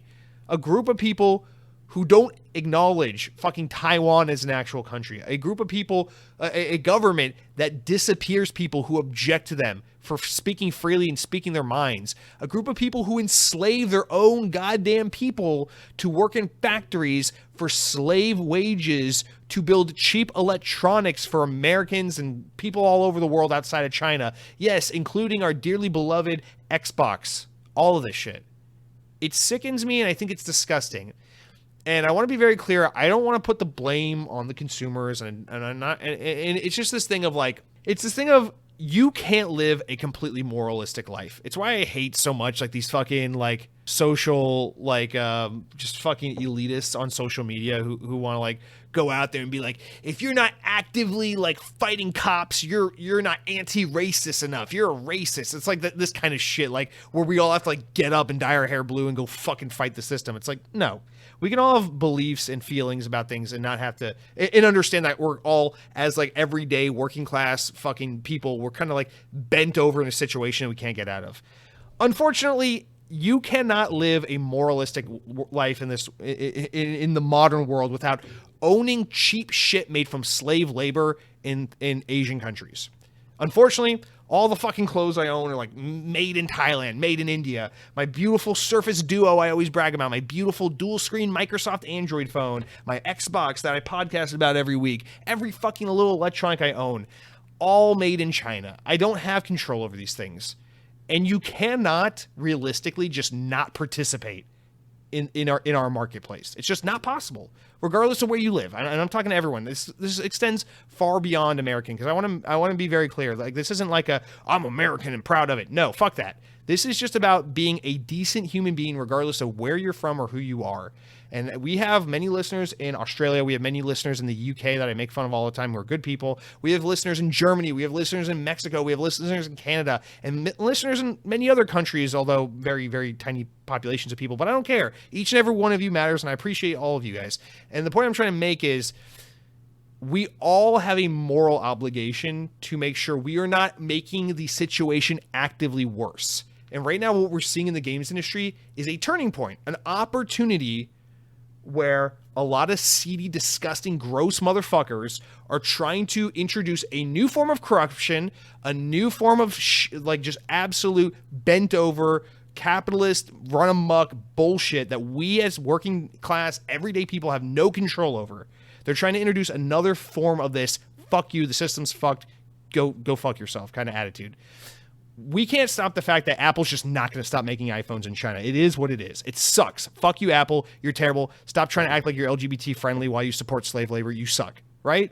But at the same time, we don't have a problem in gaming where all the game publishers and all the game developers and all are all bought out and owned by communist Chinese investment groups. We don't have that problem. But we're at a weird turning point where that's starting to become a thing that exists. And so now we have a moral obligation as fans of gaming, as game developers, as publishers, as owners and investors of these companies. Do we want to allow this to start to take place and become a thing? Or do we want to fight it and nip it in the bud before it can become a real thing, before it can become a real problem, a real endemic threat? What do we want to do about it? And that's why when you have like Embracer being like, oh, Tencent bought a massive chunk of stock and now they're our biggest, this is what they do, is they buy a massive chunk, a massive stake in all these companies so that they are the majority voter on matters. So they have a massive amount of sway on decision making, and then they buy people out with money. And so they can buy influence, they can buy power, and they can basically run it all. And it's fucking gross. And so it breaks my heart because I love Halo 4. So if you tell me, like, I'll be honest, I don't know who the fuck, let me find his name. I don't know who the fuck Scott Warner is. I'm not a good enough Halo fan, I guess, because I didn't read the fucking Wikipedia article on Scott Warner to know he's the guy who's the lead designer on Halo 4. I don't remember. I'm sure I've read it at one point. I don't remember. I adore Halo 4. Scott Warner, thank you for your work on Halo 4. It is truly one of my favorite games on the 360. I love it to death. I dearly miss that era of 343 and Halo. Thank you. Genuinely. Also, kind of fuck you, because you had a choice here. You could have stayed with 343. You could have gone to any other motherfucking company that's willing to pay an arm and a goddamn leg to get good development talent right now, because developers are worth so much. But you chose to go with this studio, with this Tencent-owned studio, to build this new team that's going to change the games are in the fucking, we're in the talkies silent film era. Oh, yeah, gaming has so much to go. Cool. Why don't you go explore the next era of gaming with someone who's not going to fucking silence you when you try to acknowledge Taiwan, who's not going to enslave and take Uyghur Muslims and fucking, like, legitimately perform surgery on them and remove their genitals and fucking make them subhuman and enslave them and put them to work and disappear celebrities who speak out against their government because they have some kind of voice and power, and then put them through weird like internment camps where they get re-educated and then put back into society after 6 months of disappearing, and suddenly are just like actual fucking robots who can't think and talk for themselves and just defend the fucking government left and right, as like when no one's even pressing you or asking you about it. This is like actual shit that happens in China. It's not a fucking Black Mirror episode. It's not some fucking cool Netflix show that you should totally check out this weekend. This is a actual goddamn thing that happens. And we're at a point in time where it's like, unfortunately, I cannot control the fact that I need to have a cell phone. And no matter who I buy my cell phone from, I don't have an option to buy a made in America cell phone where all the employees who put the thing together got paid a living, beautiful, honest wage, and were able to buy one of those $2.7 billion single family homes for sale all across America, and were able to feed their kids and put them through school and pay their car payments and cover their medical expenses. I don't have the option to spend an extra $3,000 on a phone just so that the employees got a living wage. I would gladly pay twice as much for a fucking phone if I knew that that's where the money was going. But it's not an option. But we do have an option to be like, oh, Tencent is offering you a bunch of money to start a new game studio because they want to start a new groundbreaking FPS team. Fuck you, no. Like, literally go fuck yourself. I will go work for anyone that isn't you because you fucking suck and you're the worst. And that's the thing, is people don't give a shit. People have no backbone. People are just like, oh, money? Okay. And that's what we're seeing happen in the games industry. So I don't really want to make this like, Mojo, I appreciate the write-in. I don't want to make this like an America versus China thing, because it's not.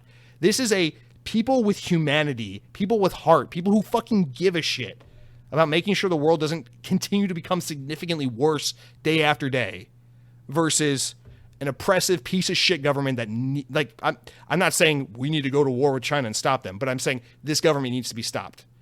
Like fuck, man. Like it's heartbreaking. And this is the kind of stuff that just gets no coverage in gaming. Like all day long, it's just like, here are the fucking, what's the fucking Scooby-Doo game that everyone's playing? Here are the Mirrorverse or whatever it's called. Here are the Mirrorverse characters. Look at this. Tom and Jerry are fighting the fucking guy from the NBA. Oh, that's awesome. It's like, okay, but where's the fucking like game, quote unquote, games journalist who's going to talk about how all the guys from Halo 4 and Battlefield just took a bunch of fucking money from Tencent to go start a new FPS studio? It's like, I don't know, man. And it's hard. Like, I want to be like, yeah, fuck these guys. I won't play their game when it comes out. But it's gonna, as we've seen, it's just becoming more and more pervasive. And as consumers, there's like really not much we can do. It's just like, you're like, oh, well, good thing I don't support Tencent. I'm just going to play games made by teams that don't have their money. And then the next fucking week, you turn on Xbox on, and what do you know? You just found out this developer you love and this developer you love all just got bought out 10% by Tencent. 5% investment stake or whatever. So they have a seat on the board so they can vote, And now they're the biggest voter, and they have the biggest voice on the board. And that's what they do with all these fucking teams. I was praising Embracer Group one week, and then the next week it's like, hey, Tencent's in the door. There's nothing we can do about it. It's one day, because we have people like this who just cannot say no to money, who don't have enough humanity and dignity to just be like, no, fuck you and fuck your money. I'm not doing that.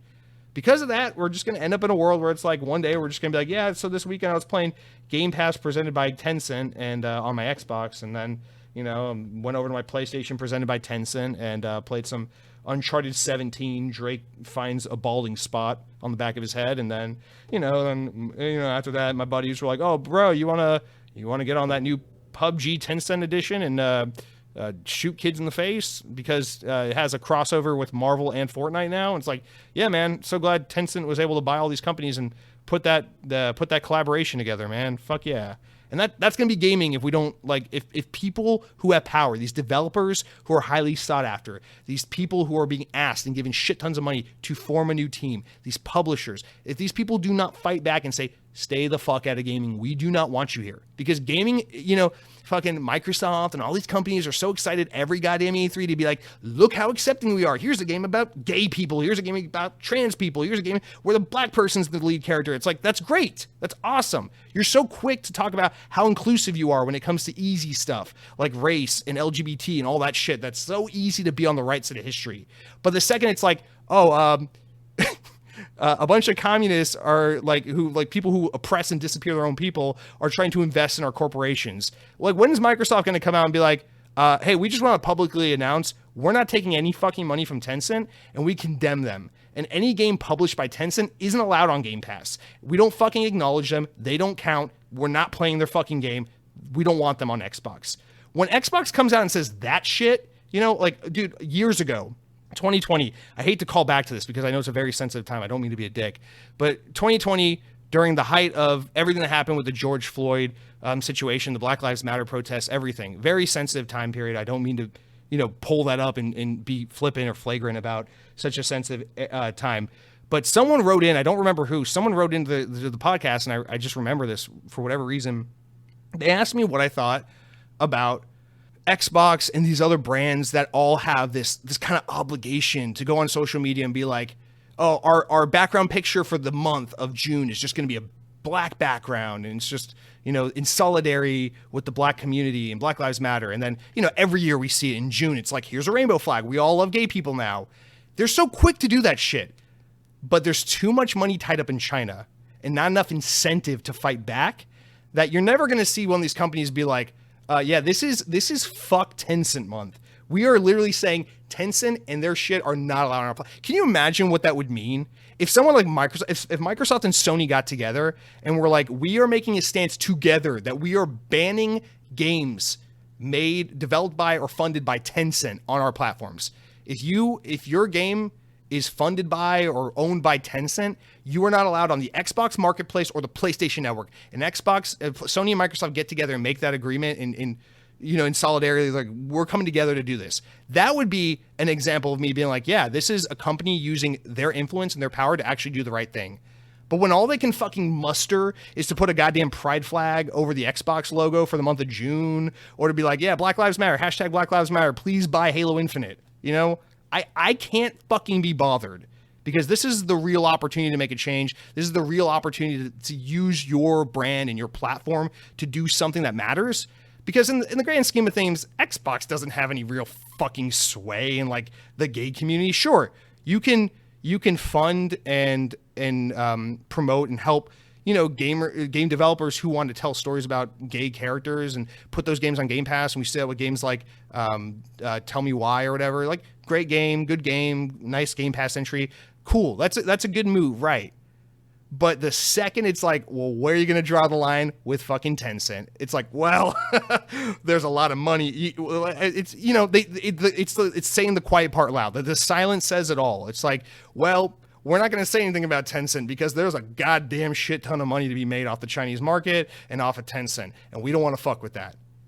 And just to wrap this up and just to be done with it, because I'm sure you're all tuned out and sick of it by this point, I want to be very clear. I am so happy that we've reached a point in gaming where now, finally, a bunch of Chinese players, gamers, are getting access to Xbox and to PlayStation in certain ways. It's not as easy as it should be, but finally we're starting to see a point where gaming is coming to China in a big way. You know, historically, the Chinese market's been largely locked to like mobile games and a couple free-to-play PC games. But finally, they're getting access to some really high-quality, awesome console games that we've all had the privilege of enjoying for a long time. And that makes me really happy to see. And there are some really, really talented game developers coming out of China who are putting teams together and working on really exciting and new and unique and creative games that we're all going to get the chance to play because they're coming to Xbox and they're coming to PlayStation. And that really excites me. I want to just be very clear about this. That is a beautiful thing. That is an awesome thing. I welcome it and I encourage it. I'm not talking about that. I'm talking about Tencent and companies like Tencent.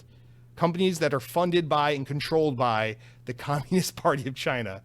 And I feel like an old man shaking my fist yelling at the sky. And I'm proud to do so, man. Because I think this problem is only going to continue to get worse and worse and worse as teams like these American and Western developers who are joining Team Kaiju, presented by Tencent, but we forgot to mention Tencent. We just went under TIMI G1 Studio. You know, oops, sorry, we left out that important detail. It's Tencent, actually. You know, these guys are so eager to fucking take a goddamn paycheck and work for the bad guys that here we are. So expect this problem to get worse. I don't mean to be so like doomsday, like dour on it, but Mojo, now you know how I feel about it. I mean, I've talked about this thing so many times. I'm sure I have hemorrhaged users on this podcast from this conversation I have all the time, but I'm going to continue to have it because it fucking matters. And this tiny podcast I have, this tiny platform I have, I'm going to use it. I'm going to use it to be like, fuck you, Tencent and Xbox. Instead of just putting a goddamn pride flag filter over your profile on Twitter in the month of June, why don't you speak out and say something about Tencent? And all you fucking Halo 4 developers, thanks for your hard work. We love Halo 4. Appreciate it. Don't fucking work for Timmy or whatever the fuck they're called, okay? Timmy's an asshole. Timmy used to pick his butt in middle school and then he'd smell his finger. You want to work for that guy? Fucking loser. Also, Mojo, to answer your PS, you say nachos over burritos, fight me. It wasn't a question, but I am here to fight you because burritos are undoubtedly better than nachos. Are you fucking kidding me, Mojo? God, get the fuck out of here. All right. That's going to do it for all of our news this week, guys. Let's round out the podcast with the important enough news discussion. Stories important enough to make the podcast, but not important enough to warrant their own discussions. We got a couple of them, and then some of your comments, and then we're out of here. I promise you, you'll be done with me. But remember, like I said at the top of the show, you got to listen to this podcast on endless repeat. Okay, we got to go rapid fire. VGC reports publisher 2K has delayed the release of Firaxis strategy game Marvel's Midnight Suns. In a statement published on Monday, 2K said the game, which was only recently issued in an October release date, would now arrive sometime during its new fiscal year, which ends in March of next year. So, again, this is just how games are. You announce a fake release date, delay it, announce another fake release date, delay it, and then it usually comes out around the third or fourth delay. Oh well, no surprise there. It will come to the Xbox Series consoles and PC sometime next year, and then Xbox One at a later date, which they haven't announced. So probably sometime around March or so next year. Next up, VGC says a video showing what appears to be a white Xbox Elite Series 2 controller has been posted online.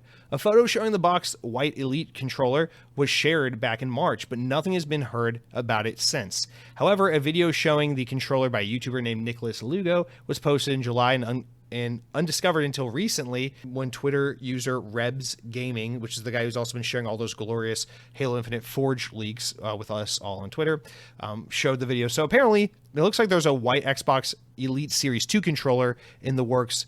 The video looks very convincing. I'm convinced it is real. I don't know. Well, maybe, hopefully we'll hear about this soon. It'd be cool if it releases. I'm a little disappointed because the thing with the Elite Series controllers, they announced and released the second version way too close to the Series X that it made me not want to buy it and just wait for a new version, a Series 3, to coincide with the design language of the Series X. So I still don't own one of these things because I'm waiting, but that will be surely a nice little $200 made in China thing I will buy at some point in time because I have no option as a consumer, goddammit. All right, next up, VGC. Jeff Keighley and Sega have announced a new look and news about Sonic Frontiers will be part of the Gamescom opening night on August 23rd, so stay tuned for that, for probably a new trailer and hopefully finally a release date, because the game is still slated to come out on Xbox consoles and PC this year, with rumored around November, early to mid-November, although we don't have a release date, so expect a delay on that probably soon. Speaking of Sonic, keeping it going, Paramount and Sega have confirmed a planned release date for the third Sonic the Hedgehog movie following the massive success of the first two. According to a tweet from the official Sonic movie Twitter account, Sonic the Hedgehog 3 will be released in movie theaters or cinemas on December 20th, 2024. Usually they come out around springtime, so it's a little later in the year. They're going for that Christmas crowd, which is quite ballsy, honestly. And just as a side note, this is going to be interesting because the rumor is Jim Carrey might not return for the role of Dr. Robotnik. He said after Sonic 2 that he's like seriously ready to retire. So the rumor is he might not return, in which case they'd have to come up with a new villain because they've already said they will not recast Dr. Robotnik. It's Jim Carrey or no one. That makes me a little bit, whatever. I thought the first one was going to suck, and it was surprisingly pretty good. Then I thought, well, surely they'll fuck it up with the sequel, and then the sequel was surprisingly good. But if you don't have Jim Carrey for the third movie, can you really, dude, I mean, if you've seen the Sonic movies, I mean, I love Sonic, so it's easy for me to just enjoy it, but dude, Jim Carrey makes those movies. He's good, so that's going to suck if he's not there. All right, penultimate guy, or no, we got a couple more, fuck me. All right. Next up, VGC reports a live-action Pac-Man movie is currently in development because why the fuck not? Because we can't stop Tencent from investing in the games industry, but we also can't stop making movies about video games that don't work as movies. According to Hollywood Reporter, the big screen adaptation of the arcade classic will be based on an original idea by Chuck Williams, the producer behind Sega's successful Sonic the Hedgehog movie. Look at that. There are repercussions. Anyway, so that's somewhere in development. Fuck me. Bandai Namco also announced during June's Nintendo Direct Mini Partner Showcase that it's working on a Pac-Man World Repack modernized version of the 1999 PlayStation original platformer, which will come to Xbox platforms on August 26th. And it looks fucking great, by the way. I cannot wait to play this. I loved that game on PS1 back in the day. I will definitely be buying this on Xbox in a few weeks. Next up, VGC reports Modern Warfare 2 beta has been announced and will be available to PlayStation owners first because PlayStation definitely isn't salty and definitely doesn't think that, I don't know, Call of Duty is such a massive brand, such an independent genre that it has massive sway over which platform people buy. Oh, I don't know, PlayStation, maybe you're crying wolf by doing this bullshit and then bitching about Xbox buying Activision. But anyway, Modern Warfare will release on October 28th, but the beta will come in a couple waves. So if you're a PlayStation guy, you get early access beta if you pre-order it on September 16th to 17th, and then for the rest of the week through the 18th to the 26th or whatever, you'll get an open beta. So basically, fuck those dates because that's PlayStation shit. If you're on Xbox, you only get some of that. So if you're on Xbox and you pre-order the game on September 22nd and 23rd, you can play the early access pre-order beta. If you did not pre-order the beta and you're on Xbox and PC, you can play the open beta for free on September 24th, 5th, and 6th. So we get a lot less time on Xbox and PC, but I guess PlayStation doesn't mind doing that shit when they have the marketing deal, but when Xbox buys Activision, it's suddenly a problem. Anyway, crossplay will be active during the latter half once Xbox and PC are in the beta, so you can get unfairly sniped by PC players on your console. That's awesome. All right, Back 4 Blood. Let's talk about it. Next major chapter in Back 4 Blood's expansion, Children of the Worm, will be released this month, according to WB and Turtle Rock. The upcoming DLC will release on August 30th. Players will with the annual pass or who bought Back 4 Blood's Deluxe Edition or Ultimate Edition will get the expansion for free, but otherwise will be sold separately. And finally, Windows Central reports Blizzard Entertainment has shared this week that the Overwatch loot boxes will entirely be removed from the game on August 30th, 2022. Players will still be able to earn loot boxes after the end of the anniversary with Anniversary Remix Volume 3, whatever the hell that means, event. But that will be shortly before the launch of Overwatch 2, which we know the reason why they're dropping loot boxes is because Overwatch 2 will be replacing loot boxes with a battle pass, because when Overwatch 1 came out, everything was about loot boxes. When Overwatch 2 is coming out, everything's about battle passes. Just got to follow the trend, baby. And that's going to do it for all of our news this week. Take a swig of your Mountain Dew or water or tea or coffee. Take a deep breath. Calm down for a second. You've been way too energetic today. Let's read through some comments, guys. You know how it works. You go over to youtube.com/XboxOnPodcast. You click on the latest episode. Don't be cute and do last week's episode. Do the latest episode. And you leave a comment. You can say anything nice. You can say anything mean. You can say, Jesse, I love the enthusiasm this week. I can tell you're really excited about some of the news stories. Good to have you all happy and high energy. Makes the podcast a lot more fun to listen to. I'm like, thanks for that. Or you can be a total dick. You can be like, Jesse, every time you talk about Tencent, my wiener shrivels because I don't care. In fact, all I care about are video games. In fact, did you know Halo Infinite is awesome because the customization is so fun? When you get to level 100 on the Battle Pass, you get to customize your armor coating. Oh my god, Halo Infinite is so cool. I totally forgive the lack of content because armor customization is all I give a shit about. And I'll be like, calm down, buddy. But anyway, no one wrote that, thankfully, thank God. So we're going to talk about Acting Basher, who writes in with our first comment and says, the amount of excitement I had when you said you downloaded A Plague Tale was palpable. For you to say that you just played COD all week, I had excitement whiplash. Lol. Acting Basher, my apologies. I want you to know, and I mean this genuinely, I'm not just being cute. I read this comment and I actually felt like I disappointed you. It made me sad. I want to get to A Plague Tale, I promise you I really do. Definitely want to beat it before the sequel comes out in a little while, in October, I think. So I'm going to try. So we'll talk about it sooner rather than later. Heinz Dampf, I'm so sorry, I suck at all reading of any sorts, writes in and says, speaking of disgusting milk, as we talked about the past few weeks, do you have Fanta in the States? Did you know its origin is from Germany and was orange-flavored milk before Coke Company took it over? Still listening to every episode while I ditch every other Xbox podcast. Greetings from one distinguishing German. Well, Heinz, I appreciate you writing in. It's a very kind comment. I really appreciate that. Personally, I'm going to recommend you keep listening to some other Xbox podcasts because there are some really good Xbox podcasts out there, and you are not going to be well informed if this is the only one you're listening to. I'm just letting you know that right now, but I greatly appreciate it. That's very kind of you to say, and I appreciate the support for sure. Now, as for your comment, yes, we do have Fanta in the States. There are multiple flavors of Fanta here in America. In fact, there are too many flavors because some of them are complete dog trash. Complete trash or complete dog shit? Complete dog trash. Anyway, so we have Fanta here. I did not know that its origin is from Germany, and I did not know it was originally orange-flavored milk. I need you to please, for the love of God, write in and let me know, do you guys still drink orange milk? Please, for the love of God. I need to know if you guys are drinking orange milk over there in Germany. This is deeply concerning. I can get with the peppermint milk to some extent. The honey milk makes sense. I'll straight up, I won't even fight that one. Orange milk?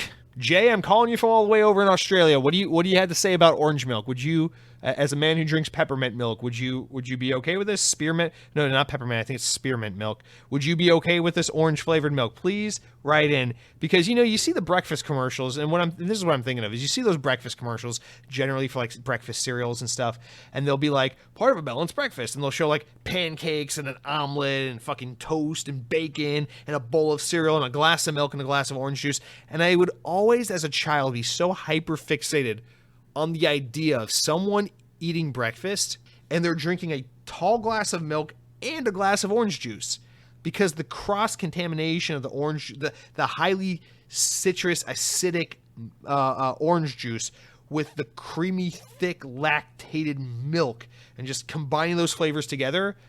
I mean, you fucking put the orange juice in the milk and what? It's going to curdle, right? Like, seriously, like, you can't be doing that, man. It's not okay. And I just want to say, I don't know what kind of psychopath would possibly drink milk and orange juice. So to make a milk that is orange flavored insinuates that someone out there somehow did it and was like, this makes sense. I'm just going to actually save a bunch of time and energy and combine them into one drink. And the fact that the Coca-Cola company bought that, well, it's all the reason more why I'm a Pepsi man. Fucking Jordan Peterson, cancel this motherfucker's ass. No, thank you for writing it. I appreciate it. Please do follow up about that milk. And thank you for your kind comment and your kind words. Hope you're having a great week. See, we do have some non-Americans listening to this podcast. So fuck you, Tencent. All right, let's talk about Tom Brader, also known as Tomb Raider. Dead Captain James, our favorite child, our original and our forever crowned Xbox champion, writes in and says, Tomb Raider, this would be interesting. My gaming group and I have noticed a distinct, this would be interesting, referring to last week, Tomb Raider potentially going multiplayer. My gaming group and I have noticed a distinct lack of 4-player co-op games lately. The trend seems to be 3 or 2 players. Yeah, I have definitely noticed this as well. I don't know what it is either. My guess is that there's enough research supporting that gamers have no friends. And so it's much easier for someone to be like, I need to get 1 or 2 people to play a game with me than to be like, what? I need to find 3 freaking friends to agree to play a game with me. So that's kind of my knee-jerk reaction, but I think probably more likely. I think a lot of what happens is, I think developers, designers look at the 4-player co-op kind of experience, and they see that there has to be some kind of like psychological studies to support this, but my guess is working in a small group or a duo or a small squad must prove to be much more manageable and fun than 4 or larger. My guess is that there's some studies that suggest that once you break past 3 players, working together as a team, working cooperatively and playing together becomes more cumbersome than it does complementary to the game.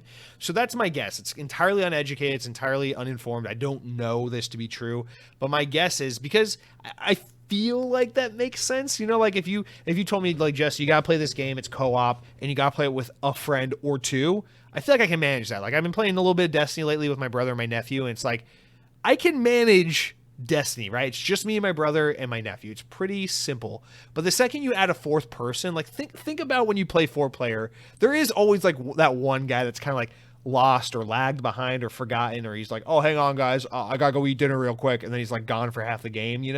I feel like it just really hones in on the gameplay. Like, it eliminates a lot of room for error, and it allows it to be a little more intimate and like focused on the assignment at the task that's assigned at hand, you know, rather than, you know, you hit 4, 5, 6 players or whatever, and then all of a sudden it's like, whoa, whoa, whoa, whoa.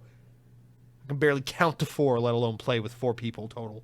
Anyway, I don't know. That's just my guess, but yeah. Cronky also wrote in about this. He said, a 4-player Tomb Raider game. Nah, I'll pass. Sounds awful. I play a 2-player, I think a 2-player co-op would work pretty well, but 4-player? How does that not destroy the exploration and traversal part of the game?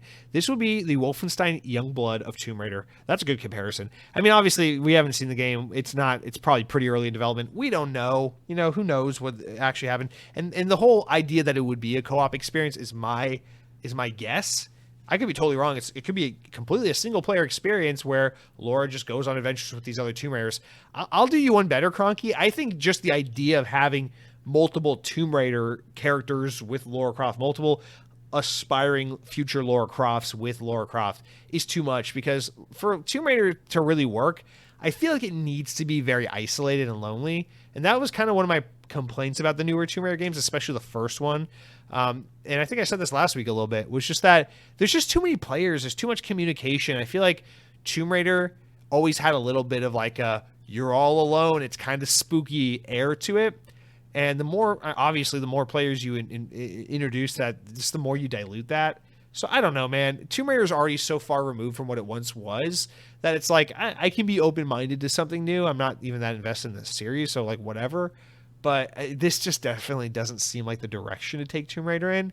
It really just feels like Crystal Dynamics is currently staffed and recently versed on 4-player co-op because they made Marvel's Avengers, and now they don't know how to break away from that. Like we know they're working with the coalition, or not the coalition, the initiative over at Xbox on Perfect Dark. Like, is Perfect Dark just going to be a 4-player co-op for Joanne Darks, you know, bump butt to butt because they just don't know how to not make a co-op game at this point? Like, I don't know, man. But, yeah, I mean, I'm not too hot on it either, but fun comments. Thank you, guys. Let's talk about some food BS real quick. OG Man says, I'm going to keep it short and sweet, Jesse. Do you like potato salad? If yes, mayonnaise or mustard kind? Okay, the answer is yes and both. Those are your answers. Potato salad is good. Now, in the hierarchy, it's generally better than chicken salad because chicken salad is really good, but it gets old fast. Same with tuna salad, but it's definitely not as good as egg salad. If I'm going to rank those 4, you know, chicken, egg, potato, and tuna, I'm going to say at the top, you got the absolute goated king, as they say. That's the egg salad. Potato salad is second. It is a distant second, but it is definitely second. It is definitely superior to the other two. Then you got tuna salad. It's great on tuna melts and sandwiches and salads, whatnot. And then you got chicken salad, which is fine, but I feel like it gets so old so fast that you get disgusted and you're good for a long time. Yeah, so definitely, yes, I like potato salad. Yes, it's good shit. Not as much as egg salad. And if I had to pick one, I'd say mayonnaise, but I like the mustard kind as well. I don't know. I don't feel like I've eaten enough potato salad to really know which one's definitively better, but I think I would go mayonnaise. Maybe I need to go do some potato salad taste testing. Thank you, OG Man. You have given me some homework to do. Henley Merrill writes in and says, David's Hot Chicken. Found one in my hometown of California. I'll check it out. And I asked, let me know what you think. And then a few days later, you're like, all right, I went there.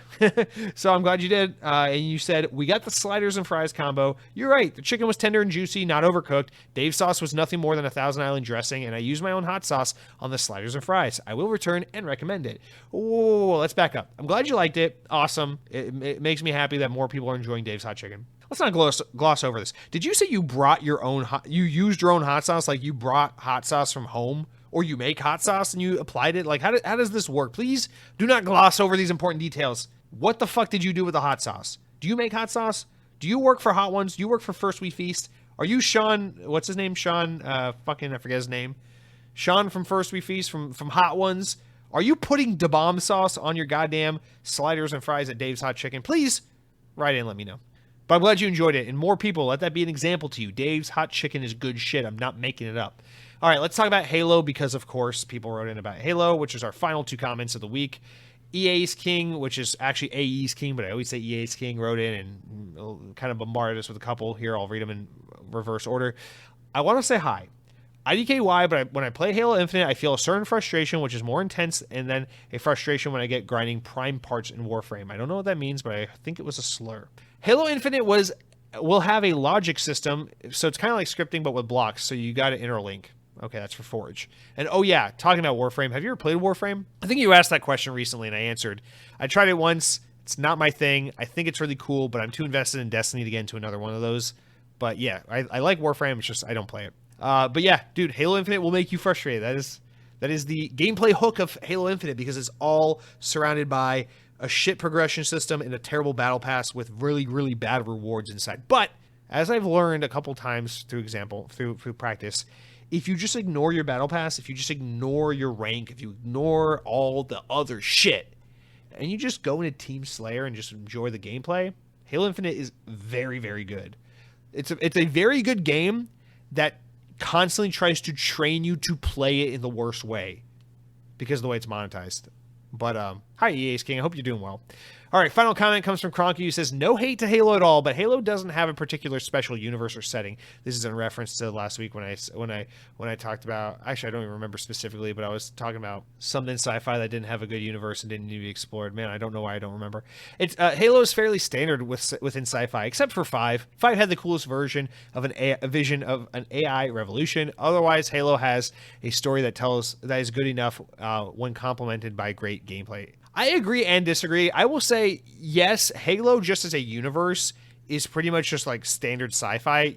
Yes, kinda. There's nothing like super attractive about just like, oh, the UNSC and the Covenant, the whatever. I think some of that stuff does get pretty interesting. I'm pretty interested in like, I think the motives and the reason behind the Covenant are really interesting. I think all the story and the lore of the Forerunner is incredibly interesting. You know, I think the whole concept of like the Spartan program and the cloning and all that, I think that stuff's pretty cool, although the Halo TV show did a good job making it seem not cool. But I will argue with this. While Halo's sci-fi universe is good but not necessarily exceptional, the thing that makes Halo 5's story so good despite it otherwise not being so good is that Halo 5 or Halo in general is driven by really excellent characters. It is and that's kind of like what makes Halo, you know, I always dunk on Star Wars, so I'll do it again. That's kind of why I like Halo so much and why it's so easy for me to dunk on Star Wars, because like Star Wars is a really cool universe with some cool characters that usually go underexplored and a bunch of really not good characters at all. I'm sorry if that offends you, but like Yoda is a terrible character, and the Luke Skywalker is a really vanilla character. Like Han Solo is cool. Like Boba Fett is kind of cool. Like, but there are not many cool characters in Star Wars. It is a interesting and compelling universe that is constantly misused because they try to make everything interconnected, which makes it feel small and meaningless. But Star Wars is like cool universe, lame characters. Halo is kind of an opposite, where it's like standard sci-fi. I would agree with that. But the characters, man, I cannot get over. Like, first of all, Master Chief is a genius character, and I don't know if Bungie intended for him to be interpreted the way I think he is and love the way he is, because having him be so stoic and so powerful and so just like fucking menacing yet badass yet like encouraging and inspiring all at the same time makes for such a great avatar, especially for a game where you don't get a third-person view. You play from a first-person perspective, and you assume the role of that avatar, because Master Chief is something like an avatar, especially in like Halo 1. I think that's like an incredibly compelling character, and then I think Cortana is an incredibly compelling character. I also think Sergeant Johnson's a fucking badass. You always got to give a shout out to Johnson. But the thing that makes Halo go from like, oh yeah, it's cool sci-fi, because I agree with you. If we're just talking Halo 1 in particular, it's like there's some cool lore here, there's some cool ideas, but it's just some simple sci-fi. I mean, it's nothing I'm gonna like write home about. But once you especially start getting into like the 343 era of Halo with like 4 and 5, and it goes from it does exactly what Star Wars needs to do but refuses to do. It stops trying to make all the fucking pieces of the puzzle connect and make everyone know each other and everything makes sense with each other. And it starts to be like, let's just like fuck off. Forget about the Covenant. The Covenant don't matter. We told a story about the Covenant in Halos 1 through 3. We're done. Let's talk about, or that's not entirely true because the Covenant show up in 4 and 5. But they're not a focal point of the story is what I mean. They're like, let's tell a really compelling story about Chief and Cortana. And then all of a sudden they explore these characters deeply, and it's like, fuck. And that's what I cling on to with Halo. It's the thing that Halo 4 in particular, I'll never get over it. I think it's so genius. Just the concept of the computer that's more human than computer paired with the human that's more computer or machine than it is human. And like they're completely isolated and insular and separate from the rest of the world. They have no social ability. They have nothing to it. It's really just themselves, and they're like always on. It's always a mission. It's always work related. It's always about getting the objective done. No time for humanity, no time for yourself. And just like having that really intimate and isolated relationship with Chief and Cortana, I think is so far and away one of the most superior. And I'm not a sci-fi buff, just to be clear and fair about it. Like I know sci-fi, I love sci-fi, but I'm not a sci-fi buff. Like many of you listening to this podcast can probably run circles around me when it comes to having some decent grasp over what good sci-fi is, as subjective as that statement is. But I think Halo 4 in particular, that story, that specifically character-driven story is so strong that it helped me to grow an affinity for the Halo universe. It made me go from Halo's cool, I like the universe, I like the world, I like the storytelling, to like I am deeply invested in Halo's story. And I just love it. It makes you care so much. I think Reach has a lot of that as well. ODST has a lot of that as well. 3 has some of that for sure. I think 5 has a lot of it, but we don't talk about 5 because people get upset if you don't say the thing that all the big YouTubers tell you to think. But like, I don't know, man. I mean, Infinite has a bunch of it. Infinite's frustrating as hell because it tries to whitewash all the fucking good shit from 4 and 5, but it also in its own way has a lot of that kind of emotional storytelling as well. And so I think Halo is a great character-driven universe is set in sci-fi.